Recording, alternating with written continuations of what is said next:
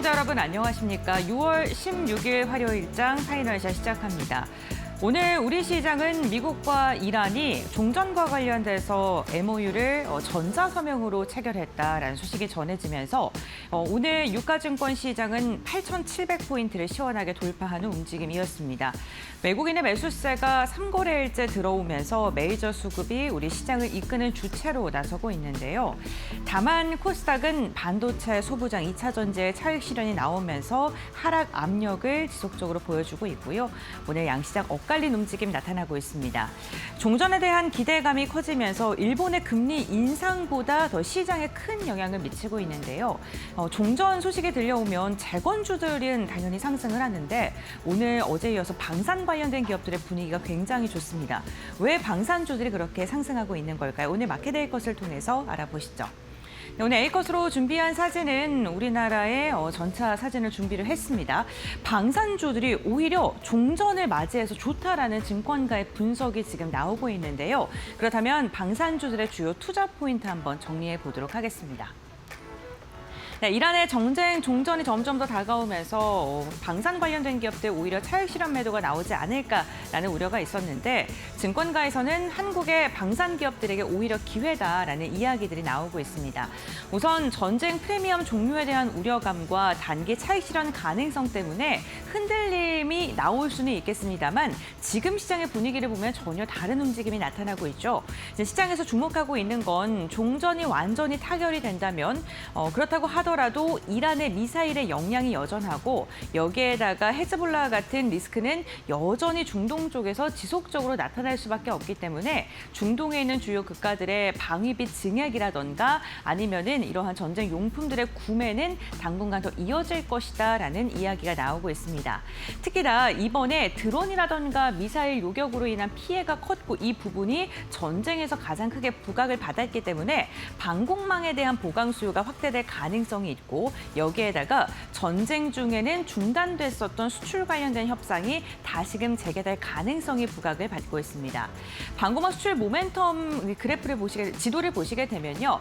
이라크와 그리고 쿠웨이트, 카타르, 사우디아라비아와 같이 다양한 중동 국가들로 우리나라의 방공망 수출에 대한 가능성이 점쳐지고 있고요. 그렇기 때문에 실적이 잘 나올 것이라는 기대감 속에 오늘도 방산 일부 종목으로 시세가 강하게 나오고 있습니다. 전쟁을 통해서 우리가 방산에 대한 중요성을 부각받았다면 종전 이후에는 이게 실제로 안보를 재정비하는 시간을 갖게 되고 가격이라던가 성능이 우수한 한국 기업들의 계약으로 이어질 수 있다라는 증권가의 분석에 힘이 실리고 있는 듯한 모습입니다. 다음 장 이어서 보겠습니다. 특히나 방산 5개사의 시가총액을 보게 된다면요. 전쟁이 발발했을 때보다 실제로 수주 소식이 들려왔을 때 주가가 한 단계 레벨업하는 모습이 특징적이었는데요. 2022년에 러우 전쟁이 발발되고 나서 폴란드 K2라던가 K9 그리고 천무와 같이 계약 소식이 슬슬 들려오기 시작했습니다. 그리고 K9의 2차 계약이 24년에 진행이 됐고요. 사우디아 천무와 같이 여러 가지 국내 방산 기업들의 수주 소식이 잇따라 들려오면서 방위산업 관련된 기업들의 주가도 조금씩 우상향하면서 구조적인 변화가 나타나고 있다라는 평가를 받기 시작했습니다. 그러면서 트럼프가 미국에서 당선이 되면서 전 세계적으로 국방비가 늘어날 것이다라는 이야기가 나왔고요. 그러면서 비수기임에도 불구하고 실제로 우리가 유럽이라던가 중동 여러 국가로부터 방산 관련된 계약 체결 소식이 연이어 들려오면서 실적이 잘 나왔습니다. 그리고 나서 지속적으로 지금 계약 소식이 들려오고 있고요. 주가가 급등하는 모습이 나타났었는데요. 그러면서 이란 전쟁이 발발이 됐었고요. 이란 전쟁이 일어나면서 종전이 되면은 주가가 빠지지 않을까라는 우려감이 커지면서 지금 방산주들이 주가가 선반영되면서 조정을 받았습니다. 하지만 지금 증권가에서 바라보는 시각은요. 유럽향 수주가 이제 끝나는 것이 아니라 당분간 지속될 것이고 여기에다가 중동향 수주까지 재개가 된다면 주가의 레벨업, 점프가 다시 한번 가능할 것이다라고 전망을 하고 있는 거고요. 그렇게 된다면 방산 5개사의 시총은 지금까지 보지 못했던 또 다른 주가를 향해서 점프할 수 있다라는 게 증권가의 분석이기도 합니다. 중동 수주에 대한 기대감을 숫자로 확인을 해볼 수 있겠는데요. 중동향 파이프라인을 좀 정리를 해보도록 하겠습니다. 하나 에어로스페이스 같은 경우에는 사우디 그리고 아랍에미리트로부터 저희가 수출을 할 수 있는데 지상 무기 체계와 관련돼서 한 15조가량의 수출이 가능하다라고 증권가에서는 추산을 하고 있고요. 현대 로템 같은 경우에는 K2 전차에 대해서 이라크 수출 한 9조가량으로 지금 금액이 예상이 되고 있고 LRG 같은 경우에는 천궁인데 카타르와 쿠웨이트에게 합해서 한 3조가량의 수출이 가능할 것이다라는 이야기가 나오고 있습니다. 특히나 LRG와 하나시스템 같은 경우에는 방공망 관련된 무기 체계를 갖추고 있는 기업들이기 때문에 보다 더 주목을 해봐야 된다라고 시장에서는 이야기를 하고 있습니다. 다음 장 보면서 조금 더 자세한 투자 모멘텀 알아보도록 하겠습니다. 하나 에어로스페이스는요, 사우디의 지상 무기와 관련된 현대화 사업에 참여할 것으로 지금 기대가 되고 있는데요. K9 자주포나 장갑차 그리고 탄약과 같이 전반적인 무기 체계를 패키지화해서 수출을 할 것이라는 기대감이 커지고 있고요. 현대 로템은 이라크에 대해서 K2 전차를 250대가량 논의가 예정되어 있는데 현대 로템이 폴란드에 수출을 한 이력이 있기 때문에 이 부분을 좀 긍정적으로 바라보면서 중동 측에서도 계약 성사의 가능성이 크다라고 시장에서는 평가를 하고 있습니다. LRG 같은 경우에도 천공2에 대한 추가 수출 기대감이 커지고 있고요. 특히나 카타르, 쿠웨이트와 같은 기업 나라로부터 방공망 수요가 지금 지속적으로 나오고 있기 때문에 이 부분을 주목해야 된다라고 이야기를 하고 있습니다. 하나시스템 같은 경우에는 엘셈에 대해서 지금 시장을 주목을 하고 있는데요. 여기에다가 한화그룹 자체가 방산의 밸류체인을 굉장히 탄탄하게 갖고 있는 기업이기 때문에 이 부분을 주목을 해야 된다라고 이야기를 하고 있습니다. 한국항공우주도 최근에 수주 소식을 들려왔던 기업 중에 하나이죠. KF-21에 대한 수출 기대감, 특히나 아랍에미리트나 사우디와 함께 공동 개발을 할 수 있다는 기대감이 커지면서 이 부분을 시장에서는 주목을 하고 있습니다. 방산 5개사 모두 다 중동과 관련된 계약 모멘텀이 있는 만큼 실제로 숫자가 찍히기만 한다면 주가는 다시 한번 점프할 가능성이 굉장히 크다는 것이겠죠. 다음 장 보겠습니다. 특히나 시장에서는 이번에 전쟁에서 주목을 받았던 드론이나 미사일 체계로 특히나 우리나라의 기업이 주목받았던 이 방공망 쪽을 좀 주목을 해야 된다라는 이야기가 참 많았었는데요. 대표적으로 지금 전쟁이 진행되면서 미국의 패트리어트가 많이 부족한 상황이라고 합니다. 대표적으로 토마호크라던가 아니면 SM 같은 경우에 보시게 되면은 인도를 하는데 굉장히 긴 시간이 소요가 됩니다. 토마호크 같은 경우 무려 47개월 정도가 소모가 되고요. 사드는 53개월 정도의 시간이 필요한데요. 이번에 중동 전쟁으로 소진된 게 1000개 이상 소진이 된 것으로 알려지면서 지금 당장 만들기 시작하더라도 이게 다시금 중동으로 들어가기까지에는 긴 시간이 필요하고요. 많은 비용이 필요하게 됩니다. 공급 공백이 장기화가 된다면 중동 국가들 입장에서는 당연히 불안하겠죠. 왜냐하면 헤즈볼라라던가 후티 반군 여전히 존재하고요. 이란이 전쟁을 끝난다고 하더라도 미사일이라던가 드론의 기술력이 퇴화하는 건 아닙니다. 그렇기 때문에 방공망 수요가 여전히 뜨거울 것으로 예상이 되고 있는데요. 이런 패트리어트나 사드와 같이 미국 측의 긴 수요, 긴 납기 길과 그리고 비용적인 부분을 우리나라가 조금 가져갈 수 있다라는 그런 증권가의 분석이 나오고 있는 거고요. 그렇기 때문에 지금 천궁이라던가 엘셈과 같은 기술력을 갖고 있는 기업들을 주목해야 된다라고 시장에서는 지속적으로 이야기를 하고 있는 부분입니다. 종전 우려로 조정을 받았던 방산 관련 기업들 오히려 지금 주가의 위치가 굉장히 매력적인 구간이기 때문에 접근해도 괜찮겠다라는 이야기가 나오는 이유 중에 가장 큰 게 수주이겠죠. 조정 요인들을 보게 된다면 종전에 대한 우려로 투자 심리가 악화가 됐고요. 전쟁 프리미엄이 끝날 것이다라는 부담감 속에 차익 실현 매물이 강하게 나왔습니다. 그러면 주가가 빠르게 좀 빠져나가기도 했었고요. 그러면서 지금 다른 국가들에 있는 방산 관련 기업 가 비교했을 때 정말 저평가되어 있는 게 우리 국내에 있는 방산 기업들이다라는 증권가의 분석이 더해지고 있습니다. 재평가가 되기 위해서는 근데 모든 방산 기업들이 다 오르는 건 아니고요. 조건이 좀 필요한데요.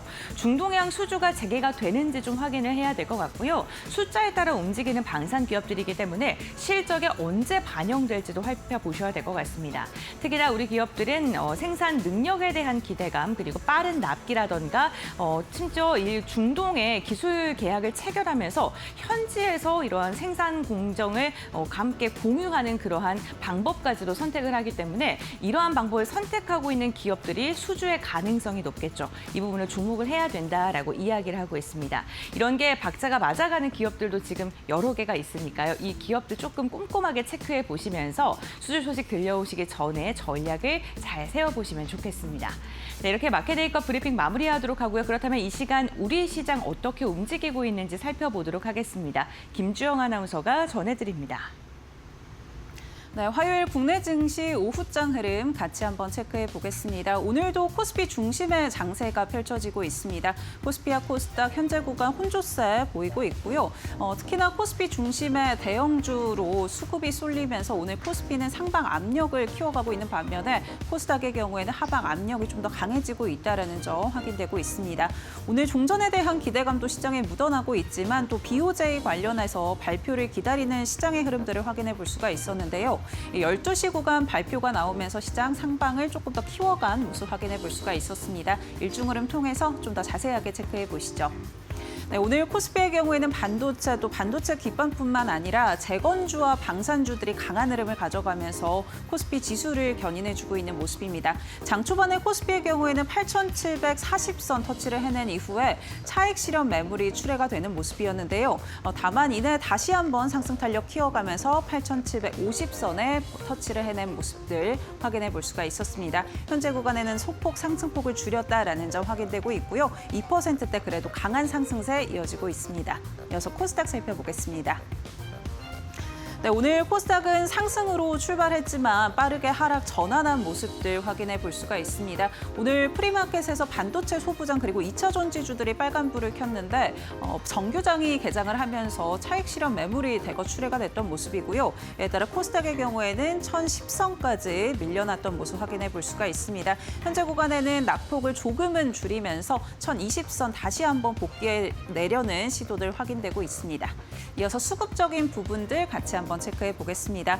오늘 선물 시장에서 외국인 순매수 포지션 취하고 있고요. 유가증권 시장에서도 매수세를 이어가고 있습니다. 특히나 외국인이 3거래일 연속 매수세를 이어가면서 외국인의 수급이 복귀한 것이 아닌가에 대한 기대감들도 반영되고 있는 모습이고요. 오늘 기관의 경우에는 8천억 원 이상, 외국인도 8천억 원 가까운 순매수 이어가고 있는 가운데 개인이 1조 5천억 원 이상 팔아내고 있다는 점 확인해 보시죠. 이어서 코스닥 살펴보겠습니다. 네, 오늘 코스닥 안에서는 개인만이 순매수 이어가고 있고요. 외국인과 기관 매도 포지션 취하고 있습니다. 기관의 경우에는 4거래일 만에 순매도로 돌아섰다라는 점도 체크해 보시면 좋을 것 같습니다. 네, 그렇다면 업종단에서 오늘 시장의 분위기들 같이 한번 체크해 보겠습니다. 오늘 건설업종이 강한 흐름을 가져가고 있습니다. 어제 미국과 이란의 종전 소식이 들려오면서 재건주들, 특히나 건설주들이 강하게 튀어 올랐다가 윗꼬리가 상당 부분 달렸던 모습으로 마감을 했는데요. 오늘 다시 한번 탄력적인 움직임들 가져가고 있고요. 증권가에서도 재건주에 대한 리포트들을 좀 내놓고 있습니다. 키움증권 측에서는 미국과 이란의 종전에 따라서 DL-ENC가 가장 큰 수혜를 받아갈 것이다 라고 전망을 하고 있는데요. 이 DL-ENC의 경우에는 이란의 지사를 가지고 있고요. 또 이란의 이 경제가 좀 더 해제가 되면은 이 부분에 대한 수혜를 받아갈 것이다라는 이야기를 내놓으면서 목표 주가 14만 3천 원을 제시했습니다. 현재 구간 관련주들 흐름 같이 한번 체크해 보겠습니다. 네, 오늘 대우건설이 18% 급등하고 있고요. DL-ENC의 경우에는 장중에 9만 4천 원 터치해낸 이후에 현재 구간에는 8만 8천 원 선 부근 지나가고 있습니다. 삼성 E&A가 7%대 강세, GS건설 4.3%, 현대건설도 1.7%가량 상승불 켜고 있다는 점 확인해 보시죠. 이어서 다음 업종도 체크해 보도록 하겠습니다. 오늘 금속업종도 강한 흐름을 가져가고 있는데요. 오후장 들어서면서 풍력 관련주들이 강하게 슈팅이 나오고 있는 모습들 확인해 볼 수가 있습니다. 트럼프 대통령과 관련한 소식이 전해졌는데요. 트럼프 대통령이 2025년 1월에 재집권에 성공을 하면서 행정명령을 발표했습니다. 육상과 해상에서 풍력 프로젝트를 신규 승인 및 중단한다라는 행정명령을 발표했고요. 이에 따라 연방법원 법원에서는 12월가량 이 부분에 대해서 위법 판결을 내놨는데 트럼프 대통령이 항소를 했다가 최근에 항소를 취소했다라는 소식들 들려오면서 풍력주들의 기대감이 유입되고 있는 모습들 확인되고 있습니다. 현재 구간 상승폭을 키워가고 있는 모습이었는데요. 같이 한번 체크해 보시죠.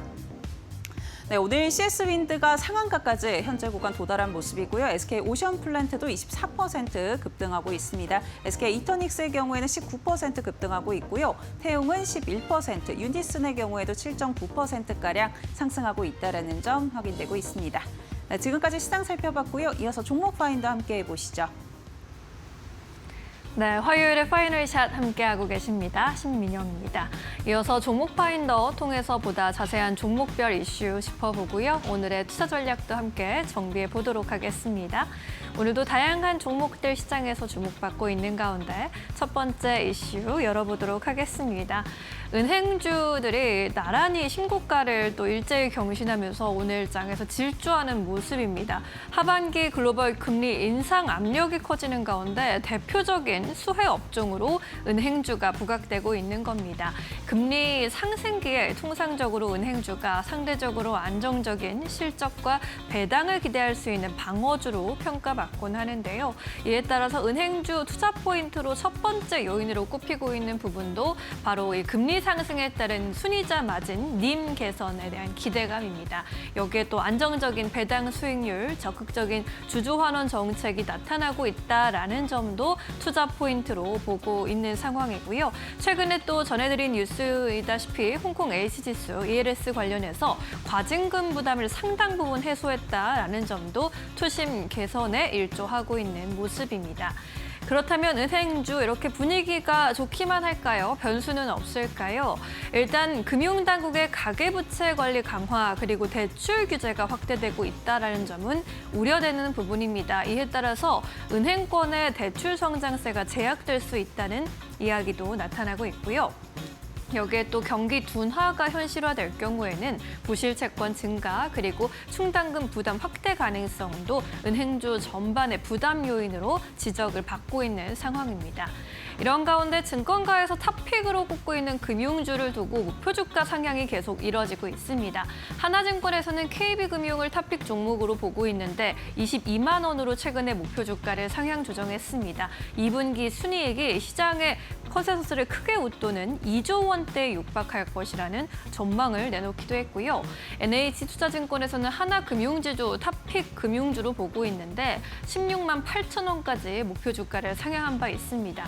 하반기에 보통주 자본 비율 개선이 기대된다는 의견, 그리고 두나무의 투자 가치, 중장기 경쟁력 강화 등을 긍정적으로 평가하고 있는 상황입니다. 오늘 은행주 분위기 함께 살펴보도록 하겠습니다. KB금융과 하나금융지주, 신한지주가 오늘 장 초반에 신고가를 다시 쓰기도 한 흐름이었고요. 이래서 2%대 강세 흐름 이어가고 있습니다. JB금융지주, BNK금융지주도 오늘 업종 내에서 견조한 흐름 포착되고 있습니다. 2에서 3%까지 강세 흐름 보여주고 있고요. JB금융지주는 28,500원 선 위에서 거래되는 흐름입니다. 네, 은행주 분위기 살펴보셨고요. 이어서 두 번째 이슈 넘어가 보겠습니다. 네, 지난주 금요일부터 전쟁 공포가 좀 많이 줄어들면서 재건주가 월요일, 화요일까지 상승의 연속성을 보여주고 있습니다. 사실 미국과 이란 아직도 양측이 이야기하는 바가 조금씩은 다릅니다만 106일간 이어져 왔던 미국과 이란 전쟁이 사실상 종료됐다는 평가를 받고 있습니다. 보도에 따르면요, 미국과 이란이 현지 시각 14일에 이미 전자를 통해서 MOU에 서명한 것으로 알려졌습니다. 그리고 이 공식 서명식의 경우에는 현지 시각 19일 스위스에서 열릴 것으로 예정이 되어 있고요. 가장 중요한 호르무즈 해협과 관련해서는 통항료 없이 즉시 전면 재개한다고 하는데 60일간은 징수하지 않는다는 내용입니다. 이번에 체결하는 MOU 자체가 60일짜리이기 때문에 이후에 어떤 내용이 또 나올지는 계속해서 주목해 볼 필요가 있어 보입니다. 이렇게 종전에 대한 이야기가 나온 가운데 신한투자증권에서는 건설 업종에 3가지 긍정적인 요인이 있다고 봤습니다. 일단 전쟁이 끝나가면서 주요 건자재 원재료 가격이 안정화되고 있다는 평가입니다. 폴리염화비닐이나 고밀도 폴리에틸렌 등의 가격이 전쟁 전 대비해서 20에서 40%가량 올라와 있기 때문에 이러한 가격이 안정화되는 것이 건설 업종의 수혜가 될 것으로 보고 있고요. 두 번째로는 재건 사업 수주 기대감입니다. 재건 사업이 또 나타날 수밖에 없을 것으로 보이는데 이번 전쟁으로 중동의 9개국 40개 이상의 핵심 에너지 시설이 훼손됐다고 하죠. 이에 따라 우리나라의 기존 EPC사들이 수혜가 클 것으로 보입니다. 삼성 E&A나 GS건설, DL-ENC나 현대건설과 같은 기업들이 이 수주가 어떻게 나타나는지를 주목해 봐야 한다라는 의견입니다. 마지막으로 에너지 인프라 투자 확대도 또 기대가 되고 있습니다. 중동 국가들이 수입국의 공급원을 다변화를 추진하고 있는 모습이고요. 이에 따라 중장기적으로 산업 다각화가 나타날 것이라는 전망, 역시나 건설 업종의 투자 포인트가 되고 있습니다. 오늘 건설주 재건 모멘텀 받으면서 일제히 강세 흐름 보이고 있습니다. 현재 구간 분위기 살펴보겠습니다. 대우건설이 어제에 이어서 오늘까지 강한 시세 보여주면서 현재 구간에서도 18% 가까운 오름세 유지하고 있습니다. 26,950원, 27,000원 선 돌파도 시도하고 있고요. DL-ENC의 경우에도 12%대 강세 부근 움직이고 있습니다. 삼성 E&A도 7% 이상 오르면서 56,000원 선까지도 회복했고요. GS건설, 현대건설까지 동반 1에서 4% 견조한 흐름 포착되고 있습니다. 네, 건설주 살펴보셨고요. 마지막 이슈 점검해 보시죠. 오늘 또 방산주가 강세 흐름을 이어가주고 있습니다. 미국과 이란의 종전이 가시화되면서 무기 수요 감소에 대한 우려로 방산 쪽의 투자 심리가 일시적으로 위축되지 않을까라는 시각도 있었는데 증권가에서는요, 오히려 K방산의 새로운 기회가 될 수 있다라면서 반전 분석을 내놓고 있습니다. DS투자증권에서 방산, 이란 전쟁의 종전 수혜주가 될 것입니다. 라는 리포트 제시했는데 이 방위산업에 대한 전통적인 오해 중에 하나가 종전 시에 하락이 불가피하다는 시각이라고 했습니다. 종전이 우리나라 방산 기업들에게 오히려 긍정적인 계기가 될 것으로 바라보고 있고요. 전쟁 종료 후에 본격화될 중동향 수출 파이프라인이 다수 존재하기 때문이라고 짚었습니다. 대표적으로 2개 기업을 또 탑픽 기업으로 보고 있었는데요. 하나 에어로스페이스에 대해서는 사우디아라비아와 장갑차, 자주포 등 지상무기 현대화 사업을 협의 중이다라면서 종전 후에 협상 재개와 함께 수주 가시화가 기대된다라는 평가입니다. 현대 로템도 이라크와 K2 전차 약 250대 수출을 논의 중인 것으로 알려져 있고요. 중동 정세의 안정화 이후에 하반기 또는 내년 상반기에 계약 체결 가능성 바라보고 있습니다. 이번에 직접 공격을 받은 쿠웨이트나 카타르 등의 신규 수출에 대한 기대감까지 쌓아가고 있는 상황. K방산주들 오늘 흐름도 함께 체크해 보시죠. 네, 오늘 LIG DNA가 또 20% 가까운 시세 보여주고 있고요. 100만 원 선 돌파를 했습니다. RF 시스템즈도 16%대 급등세 보이면서 코스닥 종목 안에서 단연 돋보이는 흐름입니다. 이 밖에 대형주 단에서 한화 에어로스페이스, 한화 시스템, 현대로템까지 6에서 9% 강세 흐름 뿜어주고 있습니다. 네, 이렇게 해서 오늘 이슈가 있는 종목들 위주로 먼저 점검해 보셨고요. 오늘 시장에서 또 주목해 볼 만한 종목들 전문가와 함께 살펴보도록 하겠습니다. 레몬리서치 김민수 대표 모셨습니다. 어서 오세요. 네, 이어서 오늘 대표님이 골라주신 종목들 종목 파인더에서 찾아보도록 하겠습니다. 앞서 살펴본 금융주들 또 재건 관련주들 눈에 띄고 있고요. 현대백화점과 같은 백화점주 하반기 실적 기대감 쌓아가면서 강세 흐름 보여주고 있습니다. 한국콜마도 오늘 화장품주 안에서 특징주로 꼽히고 있는 상황입니다. 첫 번째 특징주 어떤 종목인지 바로 열어볼게요. 네, LIG DNA 꼽아주셨습니다. 앞서도 살펴보셨지만 오늘 방산주 시세가 계속해서 뿜어져 가고 있고요. 방산주 투자 심리 위축되는 것이 아니라 오히려 지금이 기회다라는 분석 받아가고 있습니다. LIG DNA 어떻게 보셨습니까? 네, 오늘 관련된 긍정적인 뉴스가 나오고 거의 상한가까지 밀고 가려다가 일단 차익 매물과 함께 약간 무거워지는 현상은 나온 것 같습니다. 그럼에도 불구하고 지금 보여주는 뉴스는 긍정적이다라는 쪽에 무게를 두고 봐야 되지 않나 생각되고 있는데요. 네. 일단 외국인들은 수급으로 봤을 때 8일째 지난주부터 계속 매수가 이어져 왔습니다. 뭔가를 좀 알지 않았나라는 생각은 들고 있고요. 기관은 이틀째 순매수를 보여가면서 수급상으로는 괜찮다라는 쪽으로 바라보고 있는데요. 그런 쪽에서 미국과 이란이 이제 종전을 하게 되면 그 다음부터는 오히려 다시 어떤 전쟁 리스크 예전처럼 뭐 평화의 무드로 들어갈 수는 없다라는 쪽들에 대한 시각들이 강하다고 봐야 될 것 같고요. 미국이 벌써 예전부터 세계의 경찰 역할은 포기하겠다라는 입장들이 높기 때문에 그에 따라서 갈등이나 지역적 갈등이나 국지전들은 계속 또 발생할 수밖에 없다라는 쪽들로 시장이 바라보고 있는데 그중에서 이제 중동 지역이죠. 일단 미국은 철수한다고 하더라도 이란이 혹시나 또 주변 국가와 함께 갈등들은 계속 또 이어진다라고 하게 되면 중동 쪽에서도 자주국방, 그러니까 즉 나의 관련된 국방을 어느 정도 좀 세팅을 해야겠다라는 쪽에 대한 의도는 상당히 높을 수밖에 없기 때문에 그런 쪽에서 만약에 미국에서 무기를 가져오고 싶어도 어떤 미사일과 관련된 유도 무기 체계들은 이번 이러한 공격을 통해서 많이 소진됐기 때문에 재고가 그렇게 많지 않은 상황들 쪽에서 아마 어떤 재고의 소진과 함께 어떤 공급할 게 별로 없다라고 하게 되면 그와 관련된 공백 상태 쪽에서 국내 업체들이 오히려 이를 좀 보강하는 차원에서 수주가 계속 나올 수 있겠다라는 쪽들이 가장 중요한 투자 아이디어가 아닌가 생각이 들고 있고요. 또 하나 두 번째로는 오늘 나왔던 뉴스 쪽에서 독일의 대표 방산 기업이죠. 라인메탈과 함께 합작 법인을 세운다고 얘기를 했습니다. 네. 그러면서 이제 본격적으로 나토 그리고 또 유럽 연합과 함께 관련된 쪽으로 진입하기 시작한다라고 하게 되면 일단 나토 관련된 무기 체계들은 그래도 미국 쪽과 많이 유사하고 또 많이 유사하기 때문에 그런 쪽에서 국내 업체들 같은 경우도 미국의 체계와 많이 또 닮아 있다라고 하게 되면 거기서 크게 저항받을 게 없는 모습들이죠. 그런 쪽에서 오히려 미사일 체계 쪽에서는 유럽까지도 확장시키기 시작한다라고 했을 때 기대감은 더 커질 수밖에 없는 뉴스다라는 쪽에서 이제 실질적인 수주가 이제 합작법인 쪽으로 받기 시작한다라고 하게 되면 그에 따라서는 LIG 디펜스에 가장 좋은 호기가 아닌가 생각이 들고 있습니다. 그런 쪽에서 마찬가지로 어떤 미사일 유도무기 레이더 같은 어떤 종합 방산 플랫폼을 갖고 있는 업체 쪽에서 이번에 또 이제 이번 전쟁을 봤었을 때 드론이나 아니면 또 미사일이 가장 중요한 무기 체계가 돼 있다라는 쪽으로 봤을 때 이런 쪽에 대한 흐름들도 LIG 디펜스가 지금 가장 어떤 부각을 받는 이유 중에 하나가 아닌가 생각되고 있고요. 네. 마찬가지로 또 한화 에어로스페이스 같은 경우도 비슷한 결로 본다. 그러면 연결시킬 수가 있기 때문에 이런 점들도 확인될 수 있겠다고 보는데 이번에 실적은 또 상당히 좋았습니다. 1분기 영업이익이 1,700억대. 그래서 작년 동기 대비해서 56% 늘어났고요.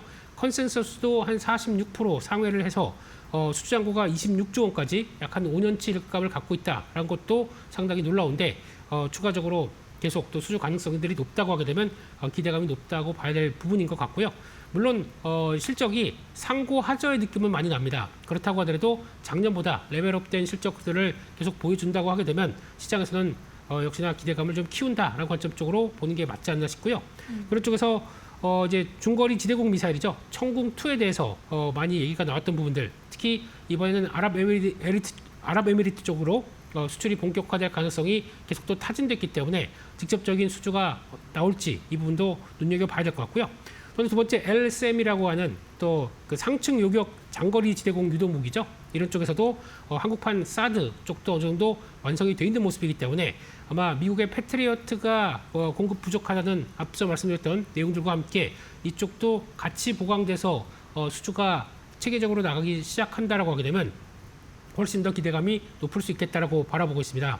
그와 함께 또 LIG 디펜스도 갖고 있는 고스트 로보틱스가 있죠. 로봇 업체를 갖고 있습니다. 근데 아직까지 관련된 영업 손실이 계속 되다 보니까 그리고 또 휴머노이드가 아니다라는 쪽에서 좀 저평가를 받고 있는 모습들인데 그럼에도 불구하고 성과가 뚜렷이 나오기 시작하게 되면 시장에서는 그래도 알아줄 수 있는 로봇 관련된 모멘텀은 있다라는 쪽에서 봐야 될 것 같고요. 주가는 일단 지난번 때 이어갔던 100만 원대 부분을 타진하다가 약간 차익 매물이 나온다고 하더라도 어느 정도 어떤 기대감과 함께 수주가 추가적으로 확인되게 되면 언제든지 100만 원대는 안착할 수 있다고 보여지고 있습니다. 그런 쪽에서 탄력 받는 과정들을 한번 보시면서 일단은 방산주도 긍정적인 관점 쪽으로 보시는 게 맞겠다 그렇게 바라보고 있습니다. 네, LIG 디펜스 앤 에어로스페이스 함께 살펴봤습니다. 앞으로 수주 소식도 귀 기울여봐도 좋을 것 같고요. 주가도 다시 전고점 부근까지 힘낼 수 있기를 응원해 보겠습니다. 첫 번째 특징주로 만나봤고요. 이어서 두 번째 특징주 열어보겠습니다. KB금융 오늘 함께 살펴봐야겠죠. KB금융, 신한지주, 하나금융지주 나란히 장중에 신고가를 다시 쓰는 모습입니다. 금리 인상에 대한 이야기도 모멘텀이 되고 있고요. KB금융 어떻게 보세요? 네, 일단 오전에 그래도 또 금리 인상과 관련된 분위기가 무르익다 보니까 거기서 주가가 탄력을 받다가 약간 차익 매물 때문에 조금 무거워집니다. 아무래도 중요한 저항대가 있다 보니까 그를 인식하는 모습들이 아닌가라는 쪽에서 바라보고 있는 상황들이고요. 네. 그런 쪽에서 일단 수급을 본다라고 하게 되면 외국인들이 3일째, 기관이 6일째 순매수를 보여가고 있다라는 쪽에서 눈길이 가고 있고요. 특히 지난주에 ECB 금리 인상을 했죠. 그와 함께 뱅크 오브 재팬 쪽에서도 오늘 금리 인상을 결정을 했는데 이제 2시 때부터 추가적인 또 부총재의 기자회견이 있다 보니까 계속 또 금리를 올릴 것이다 라는 쪽에 대한 뉘앙스가 이어지게 되면 오히려 이제 KB금융 같은 은행주 쪽에서는 오히려 예대 마진을 끌어올리는 모습들이 나오다 보니까 기대감이 높은 게 아니냐라는 쪽으로 바라보고 있는 상황들이고요. 일단 또 이번 주 수요일 날 그러니까 결과 나오고 FOMC 쪽에서 결과가 나오고 그게 반영이 된다라고 하게 되면 이번 주 후반 쪽에서는 글로벌 금리 인상기가 돌아오는 게 아니냐라고 하는 이제 여러 가지 시각들이 이어질 가능성에 금융주들도 움직인다라고 볼 수 있을 것 같습니다.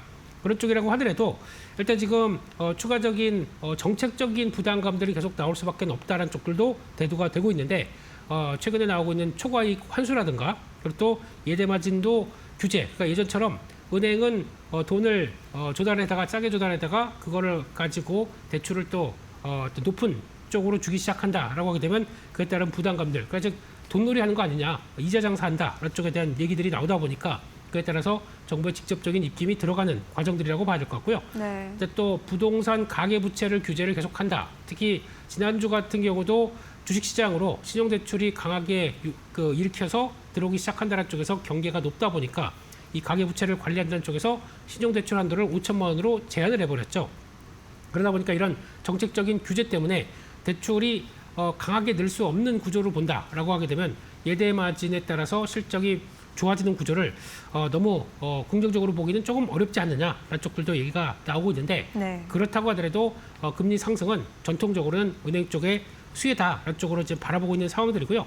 거기다가 이제 세부적인 내용들을 보게 되면 은행 쪽에서 이익은 1조 이상 들어오고 있는데 오히려 비은행 쪽의 이익들이 훨씬 더 빠르게 늘어나고 있다라는 쪽들이 눈에 띄고 있고요. 그래서 과거 같은 경우는 금융지주다 보니까 은행이 주도를 했었는데 비은행 쪽에 대한 수익권들이 더 커지다 보니까 거의 40% 이상 차지하는 모습들도 눈길이 간다라는 쪽에서 KB증권이나 손해보험, 카드 캐피탈이 훨씬 더 열일하고 있다 이런 쪽으로 바라보고 있는 상황들인데요. 게다가 돈을 잘 벌기 때문에 주주환원에 대한 강화가 나타나기 시작한다는 쪽으로 봤을 때 기존에 한 3.8% 규모의 자사주 소각을 실행을 했고요. 거기다가 또 추가적인 순수 자기자본 13%에 대한 초과분을 2조 8조 원 정도까지 활용해서 배당도 늘리고 자사주 매입도 추가로 할 걸로 보이지다 보니까 그런 쪽에서 상대적으로 비싸지 않은 주가가 반영을 했다라는 관점 쪽에서 바라보고 있는데 PBR 1배 수준이다라고 하게 되면 비싸지 않다고 봐야 되겠죠.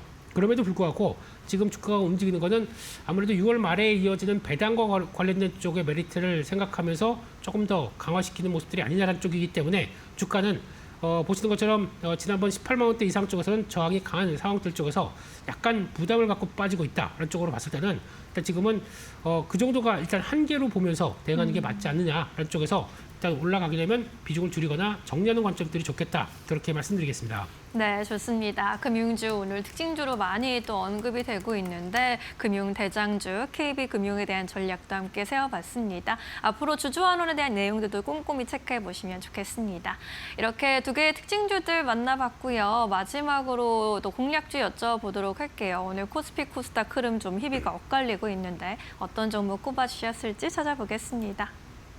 OCI 홀딩스 아까 보니까 10% 이상 급등하던데 여전히 매수 기회가 열려 있을까요?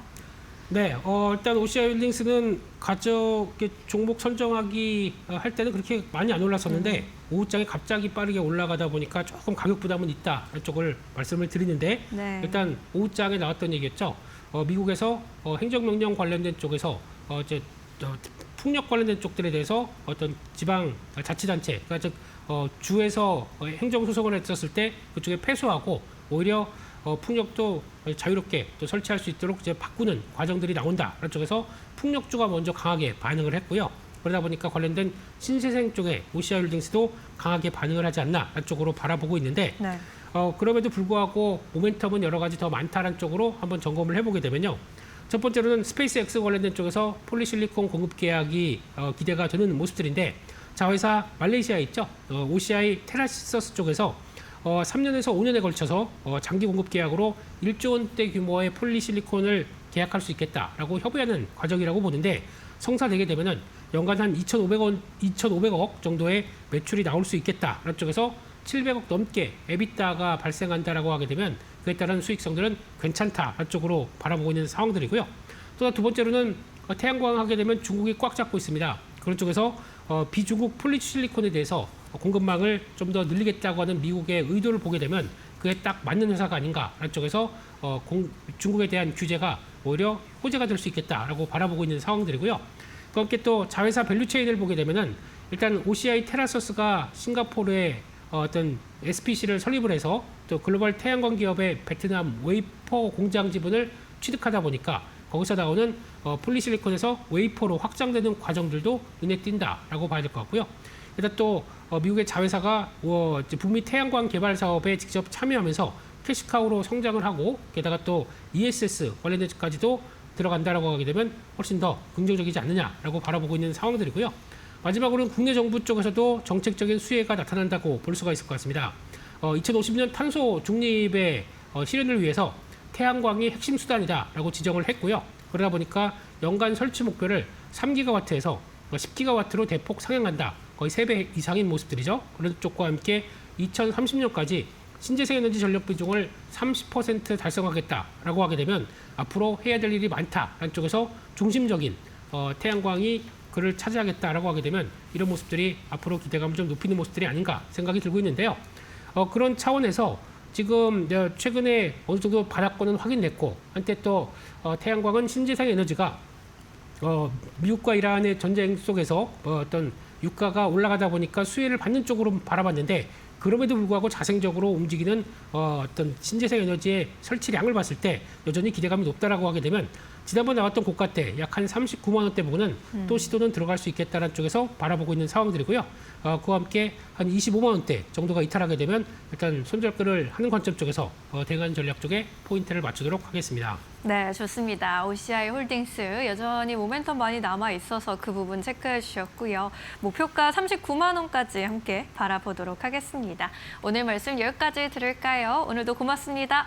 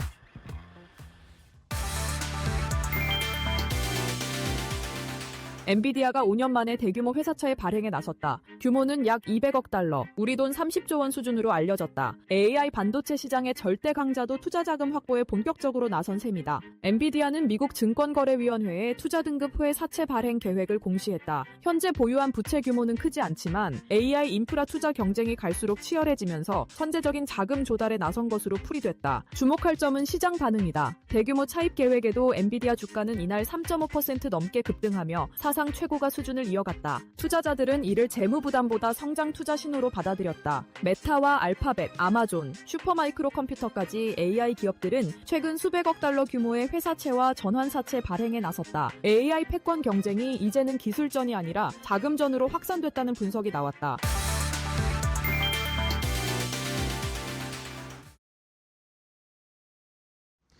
자, 섹터 대 섹터로 이어가겠습니다. 오늘 시장에서 또 어떤 섹터가 올라가는지, 오늘 아쉬운 섹터 중에 또 어떤 기회를 잡을 수 있는 섹터가 있는지 함께 확인을 해보도록 하겠습니다.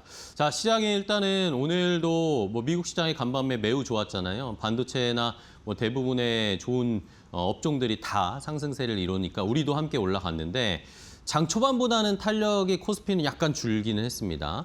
코스닥은 좀 여전히 좋지 않은 상황, 코스피와 코스닥의 온도차는 계속 느껴지고 있고, 오늘 이제 오후에 들어서면서 친환경, 풍력, 태양광 이쪽의 분위기가 굉장히 좋은데, 지금 미국에서 한 개의 주가 이 친환경 관련된 친환경 에너지 사업에 대한 제재 이런 것들이 미국 정부, 트럼프 정부에서 있었잖아요. 이런 것들에 대한 패소 결정을 내린 법원 결정이 나왔대요. 이러다 보니까 이제 미국에서도 친환경 투자 더 늘어나겠구나, 이런 심리가 반영이 되면서 오늘 풍력 관련주가 지금 막 상한가 가고 태양광 관련주도 좋은 흐름을 나타내고 있습니다.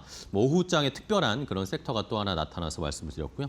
자, 그러면 이제 섹터 대 섹터 이데일리 TV 박근호 전문위원과 함께 하도록 하겠습니다. 위원님 안녕하세요. 반갑습니다. 안녕하십니까. 네. 자, 오늘은 또 어떤 섹터 대 섹터 시장이 움직이고 있는지 확인을 해보도록 하겠습니다. 첫 번째 섹터 대 섹터 확인해 보시죠. 자, 일단은 오늘 올라가는 섹터 중에는 가장 눈에 띄는 것이 건설주죠. 이제 재건에 대한 이야기, 전쟁이 아직까지 확실하게 사인까지 한 건 아니지만 거의 끝났다고 시장은 반영을 하고 있는 상황이고, 이러니까 재건 이슈가 일어나면서 건설주가 다시 또 출발을 하기 시작했습니다. DLENC, 대우건설 매우 강하게 올라가고 있고, 반면에 하락하는 섹터는 오늘 로봇주들이 전반적으로 좀 조정을 받고 있어요. 젠스랑이 간 이후로 로봇주에 대한 모멘텀이 좀 소멸되기도 했고, 이슈가 소멸되기도 했고, 또 많이 올라간 것에 대한 차익 실현 물량도 좀 나오는 것 같고요. 자, 그러면 일단은 상승하는 섹터 좀 볼까요? 재건 이야기들이 계속 나오고 있으니까 이제 어제부터 건설주들이 조금씩 움직이기 시작을 했습니다. 지금이라도 늦지 않은 건지 단기적인 이슈로 반응을 하는 건지 위원님은 어떻게 보세요? 제가 봤을 때는 이번에 미국 이란 종전으로 인해서 이제 건설주 상승은 제 개인적인 의견으로 이제 길게 갖고 가기에는 좀 약간 무리가 있는 어떤 부분이 있다라고 생각을 하고 있는데요. 일단 얼마나 수주를 할지도 사실 미지수기도 하고, 과연 이제 어떤 기업이 실질적으로 이제 재건과 관련돼서 수혜를 볼지 시장에서 이제 설왕설래가 좀 있긴 합니다만, 아직까지는 그래도 펀더멘탈적인 부분보다 센티멘탈적인 부분이 적용이 되고 있는 상승이라, 일단은 매수 관점으로 접근을 하더라도 조금은 좀 조정을 기다려 보시는 게 나을 것 같고요. 지금 시장에서 이제 재건과 관련돼서 이제 건설주들 중에 어떤 기업이 이제 수혜를 입을 것인가라고 했을 때, 일단 좀 두 개로 좀 나눈 것 같아요. 이제 중동 쪽에서 플랜트 이력이 있는 기업들, 그 다음에 파견 인력이 풍부한 기업들, 두 개를 나눠 봤을 때 오히려 후자 쪽을 조금 더 점수를 좀 후하게 주는 듯한 느낌이고, 전쟁주 이제 건설 관련주들이 이번에 이제 종전으로 인해서 수혜를 볼 수 있는 부분들은 실질적으로 현지 가서 이제 재건을 하는 것도 사실 수혜를 볼 수 있긴 합니다만, 실질적으로 이제 종전으로 인해서 이 어떤 커졌던 건자재 가격의 상승과 관련된 부분들이 이제 다시 좀 안정화를 찾는다라고 하면은 건설주가 그것으로 인해서 이제 조금 더 수혜를 볼 수 있는 상황이고, 그다음에 이 부분이 저는 굉장히 좀 중요하다라고 생각을 하고 있는데, 과거에 지금의 이제 어떤 이제 종전에 대한 도장만 안 찍었지 이제 종전에 거의 가까워져 있는 상황인데, 과거에 트럼프가 이제 종전 얘기를 꺼냈고 이제 종전한다라고 몇 번 언급을 했었을 때 시장에서 굉장히 좀 재미있는 분석이 하나 좀 나왔었어요.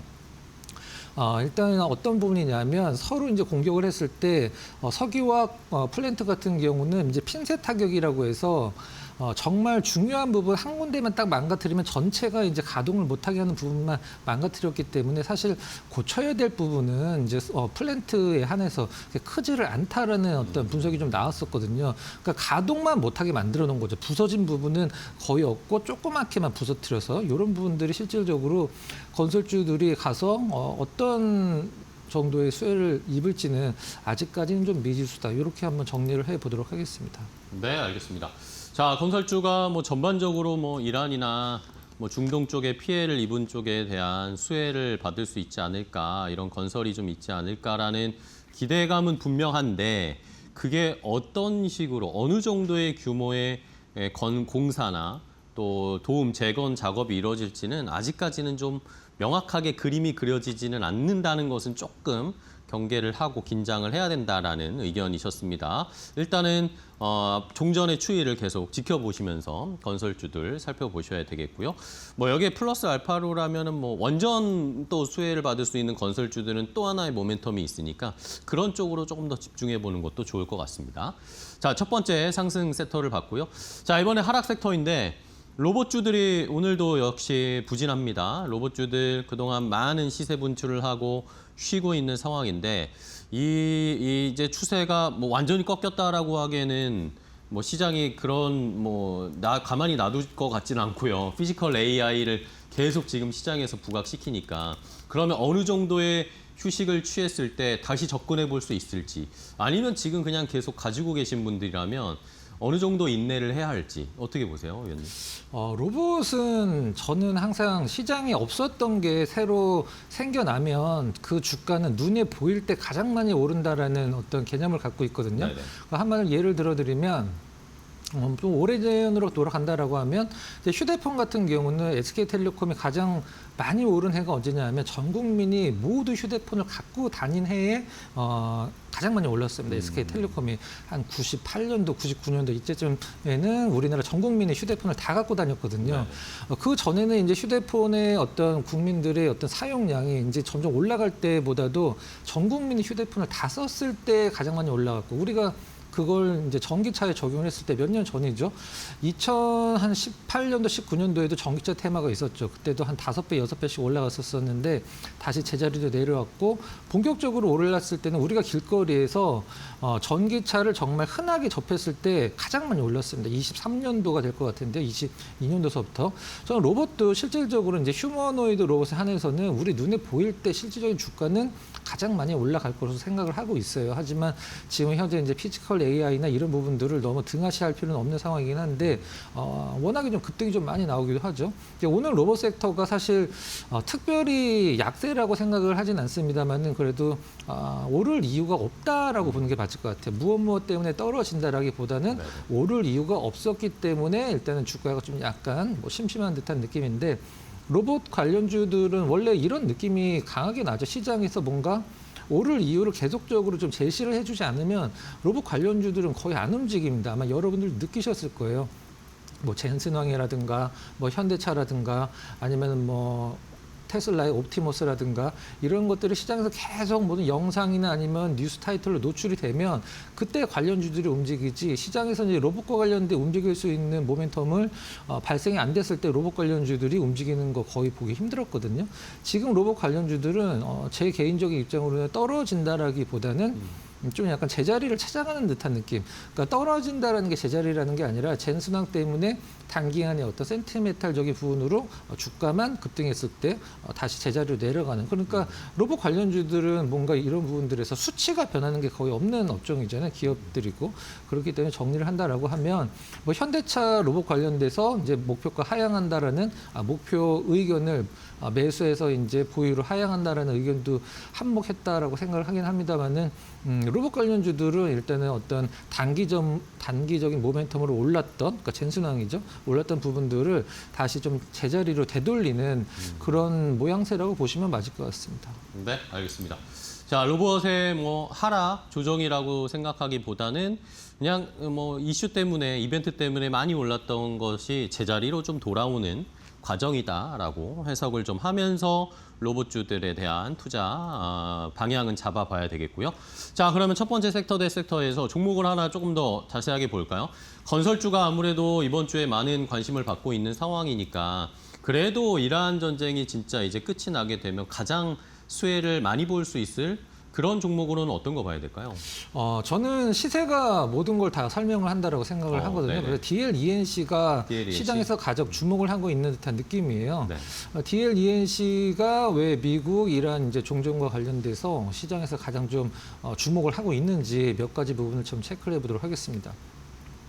자, 우리가 보통 전쟁이 끝났을 때 우리가 뭐 러시아 우크라이나 전쟁도 종전 얘기가 과거에 많이 나왔었잖아요. 하지만 시장에서 가장 우려를 했던 것은 재건이 들어갔을 때 무슨 돈으로 이걸 재건을 할 거냐, 누구 돈으로 재건을 할 거냐라는 게 시장에서 가장 우려했던 부분들인데 이번에 이제 미국에서 그거에 대한 답을 좀 딱 내놨죠. 이제 걸프 우방국에 450조 원 규모의 이란 재건 펀드를 조성하자라고 지금 압박을 하고 있습니다. 한마디로 각출을 해서 그거 갖고 이제 이란 이제 어떤 전쟁으로 인해서 피해를 본 쪽에 재건을 하자라고 이제 얘기를 하고 있는 건데 이 450조 원 규모가 다 거칠지 과연 이제 누가 응할지는 아직 결정되진 않았습니다만은 만약에 이게 제대로 된다라고 하면은 실질적으로 우리나라 기업들도 참여를 해서 그 안에서 좀 어느 정도 이제 차지할 수 있는 파이는 있을 거라고 생각을 할 수가 있겠죠. 그런 시장에서 DLENC를 이런 종전 재건과 관련돼서 가장 주목하는 부분은 바로 이 이란 쪽, 중동 쪽에 진출했던 수주 이력이 상당히 좀 다른 건설사 대비해서 많기 때문이라고 이제 보시면 될 것 같은데요.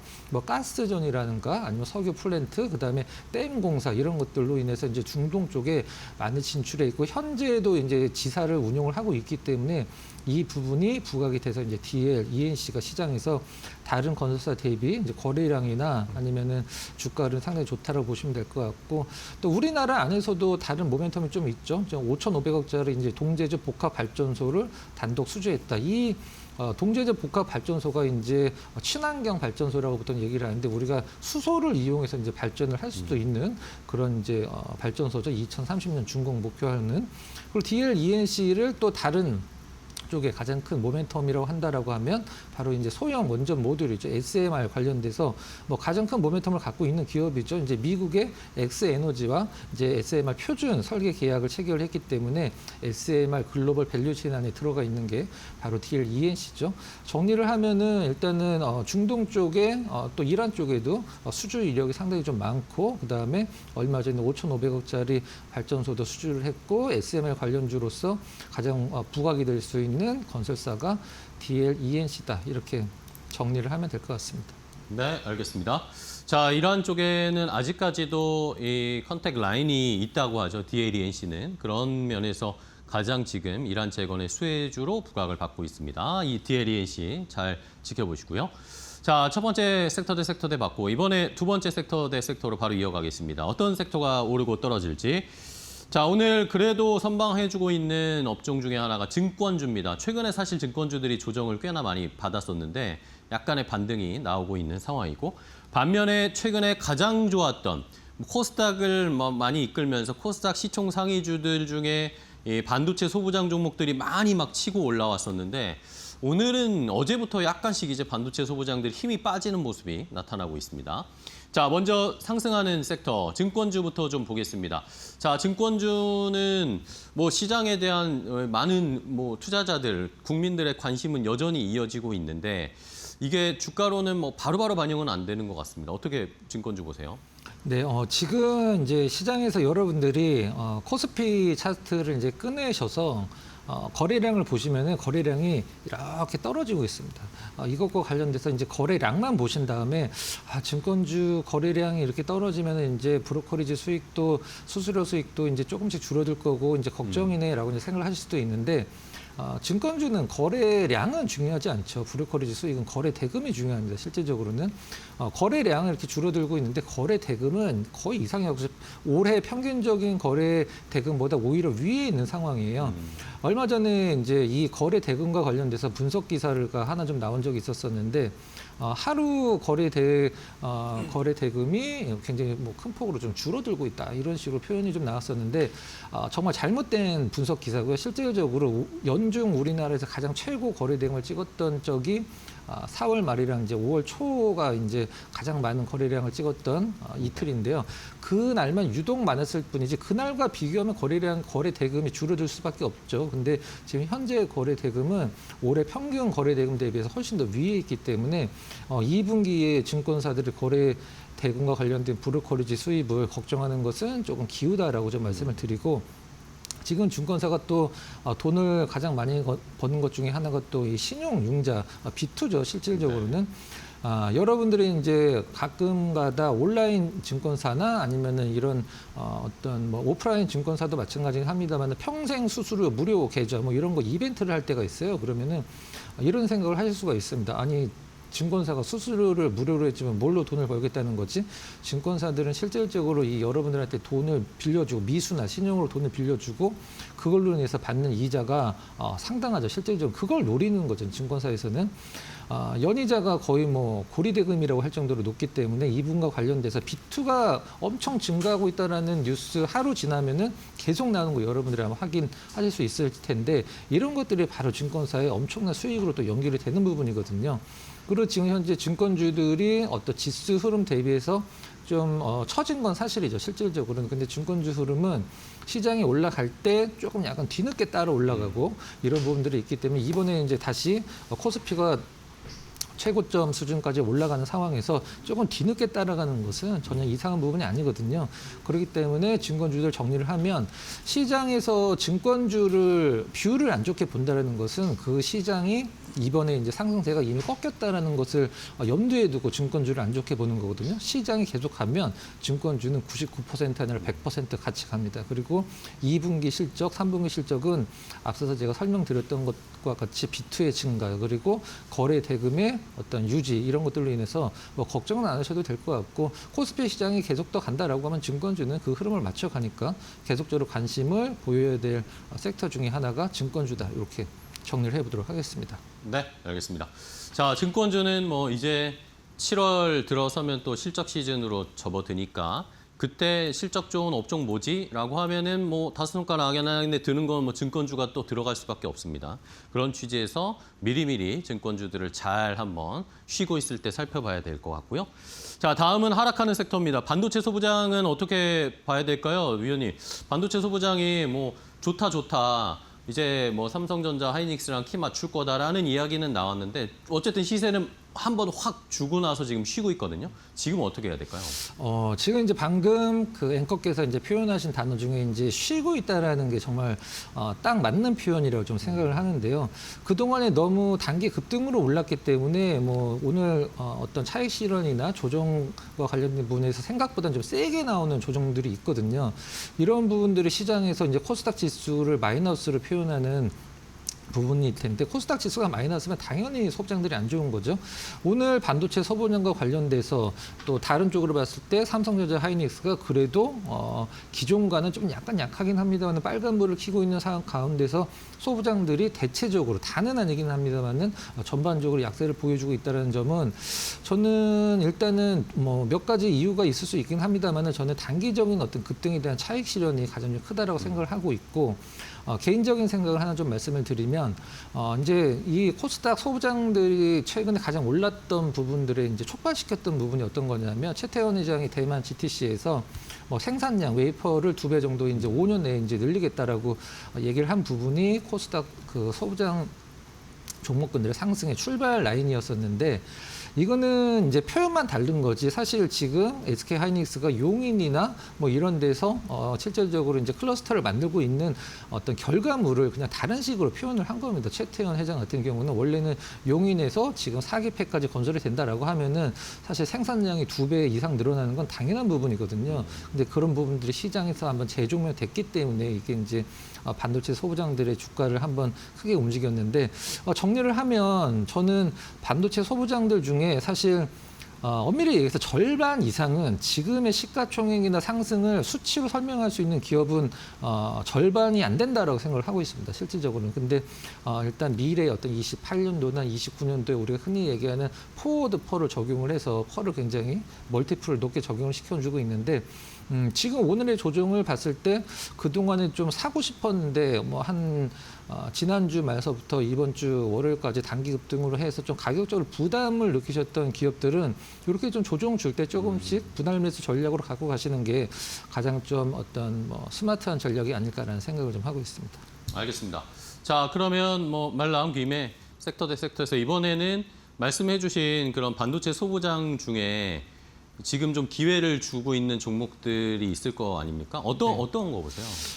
해성 DS를 좀 골라봤는데요. 해성 DS 이제 그런 이유를 한 줄로 설명을 드리면 1분기 실적이 올해 실적의 저점일 가능성이 상당히 높기 때문에 2분기, 3분기, 4분기의 실적은 1분기의 기저효과로 상당히 시장에서 좋은 느낌을 줄 수밖에 없는 부분이죠.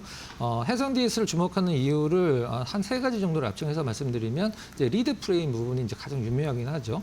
리드 프레임은 칩과 기판은 이렇게 얇은 구리선으로 연결하는 부분인데 그 부분과 관련돼서 지금 주문이 너무 많이 들어와서 해성 DS가 지금 자체 캐파로 감당이 안 돼서 주문이 들어온 걸 외주까지 줄 정도로 이 부분들이 이제 앞으로 매출이 늘어날 수 있는 부분이고요. 그런데 왜 1분기가 실적이 그렇게 안 좋았어? 라고 이제 질문을 하실 수 있는데 1분기 구리 가격이 상당히 좀 예상보다 좀 높았기 때문에 그 부분의 수익성이 좀 훼손이 됐죠.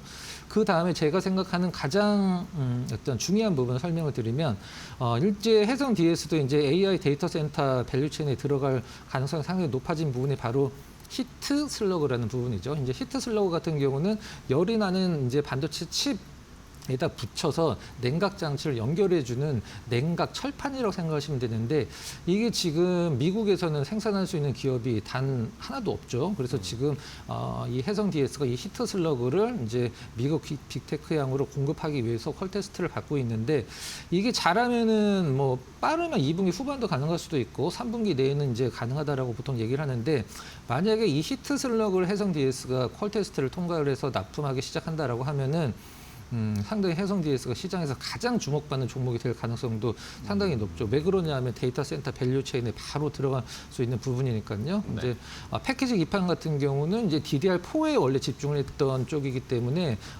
지금 사실 그렇게 좋지는 않죠. 근데 DDR5 쪽으로 넘어가는 중간 부분인데 DDR5 쪽에서 일단 고객사를 상당히 많이 확대를 하고 있다는 부분 시장에서 좀 지켜봐야 될 것 같고 정리를 하면은 1분기 실적은 이제 구리 가격대는 좀 훼손이 됐는데 2분기, 3분기, 4분기로 갈수록 1분기의 실적을 훨씬 뛰어넘는 계속적인 좋은 실적을 예상할 수 있어서 해성 DS를 한번 주목해보자 해서 정리를 해보도록 하겠습니다. 알겠습니다. 자, 이렇게 좋은 기회를 또 할인된 가격을 준 반도체 소부장 종목은 잘 유심히 살펴보고 공략해 보시기 바랍니다. 자, 오늘 섹터 대 섹터 박근호 전문위원과 함께했습니다. 위원님 또 좋은 인사이트 종목 소개해 주셔서 감사하고요. 다음 시간에 또 뵙겠습니다. 고맙습니다.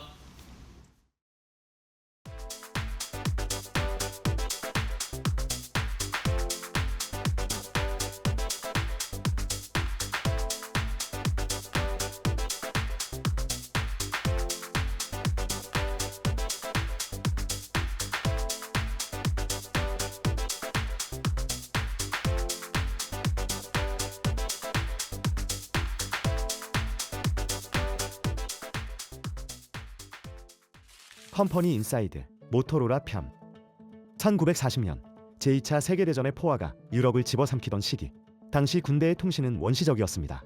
지휘관의 명령을 전선에 전달하려면 통신병들이 직접 등에 무거운 유선 전화선을 메고 총알이 빗발치는 황무지를 맨몸으로 뛰어다녀야 했는데요. 적 저격수들에게 이들은 가장 쉬운 사냥감이었죠.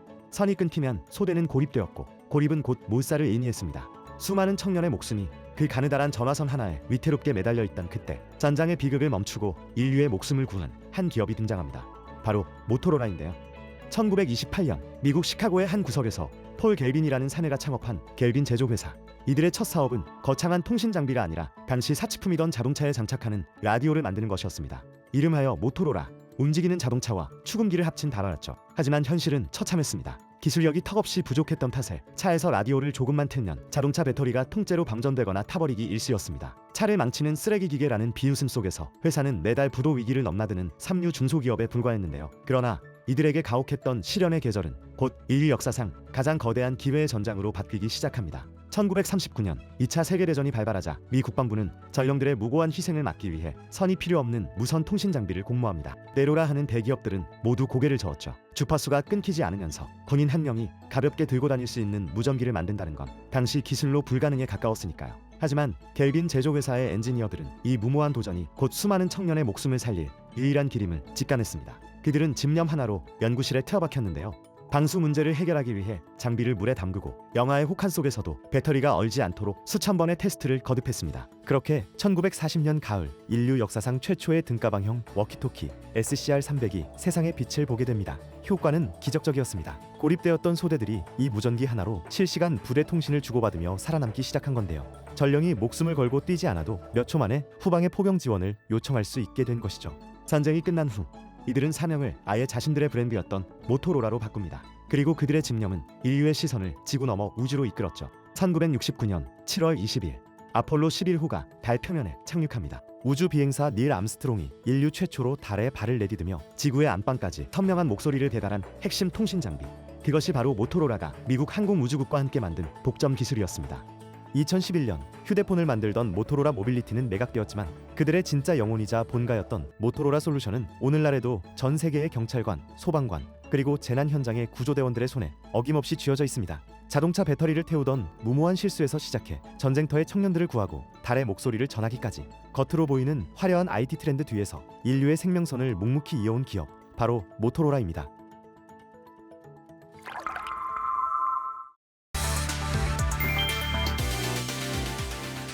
외국인이 한국 증시로 돌아왔지만 선택은 삼성전자만이 아니었다. 최근 매수세는 SK하이닉스와 삼성전기에 집중됐다. 한국거래소에 따르면 외국인은 지난 12일과 15일 유가증권 시장에서 현물 주식과 코스피 200 선물을 동시에 순매수했다. 이틀 동안 코스피는 10.07% 급등했고 두 거래일 모두 매수 사이드카가 발동됐다. 배경으로는 중동 전쟁 종전 기대감과 스페이스X IPO 종료가 꼽혔다. 달러 강세가 완화되고 원화 가치가 회복되면 외국인 자금이 한국 증시로 돌아올 수 있다는 분석이 가장 크게 사들인 종목은 SK하이닉스였다. AI 인프라 투자 확대 수혜가 집중되는 메모리 반도체 대형주라는 점이 부각됐다. 삼성전기에도 1조 5,826억 원 규모의 외국인 매수세가 유입됐다. 삼성전기는 MLCC 분야 글로벌 2위 업체로 AI 투자 확대에 따른 공급 부족 품목으로 거론되고 있다. 외국인의 시선은 다시 SK하이닉스와 삼성전기 등 AI 모멘텀으로 향하고 있다.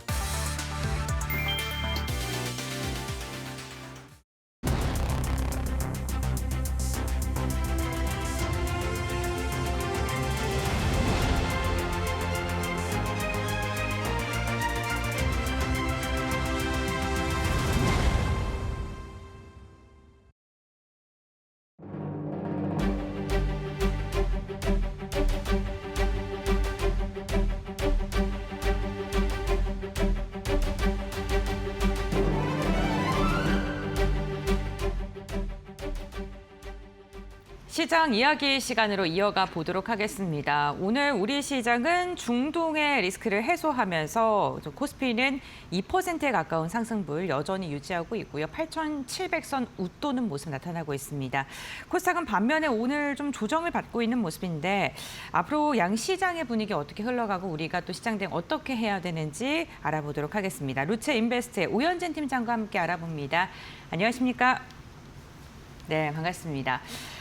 이제 6월 중순도 지나가고 있습니다. 2분기 프리 어닝 시즌에 들어가게 되는데 국내 기업들, 반도체 기업들은 1분기 실적 너무너무 좋았고요. 2분기도 기대가 되는데 전반적으로 기업들의 실적 전망치는 어떻게 예상될까요? 네, 말씀해 주신 대로 사실 반도체가 가장 좋기는 하지만 다른 기업이라고 안 좋냐? 그건 아닙니다. 그러니까 반도체가 너무 좋았기 때문이지 전반적인 실적 개선 기대감은 있어요. 그래서 2분기 프리 어닝 시즌으로 진입하는 지금 시점에서 실적이 좋아질 섹터, 종목들을 좀 압축적으로 보실 필요가 있지 않을까 이렇게 생각이 되고요.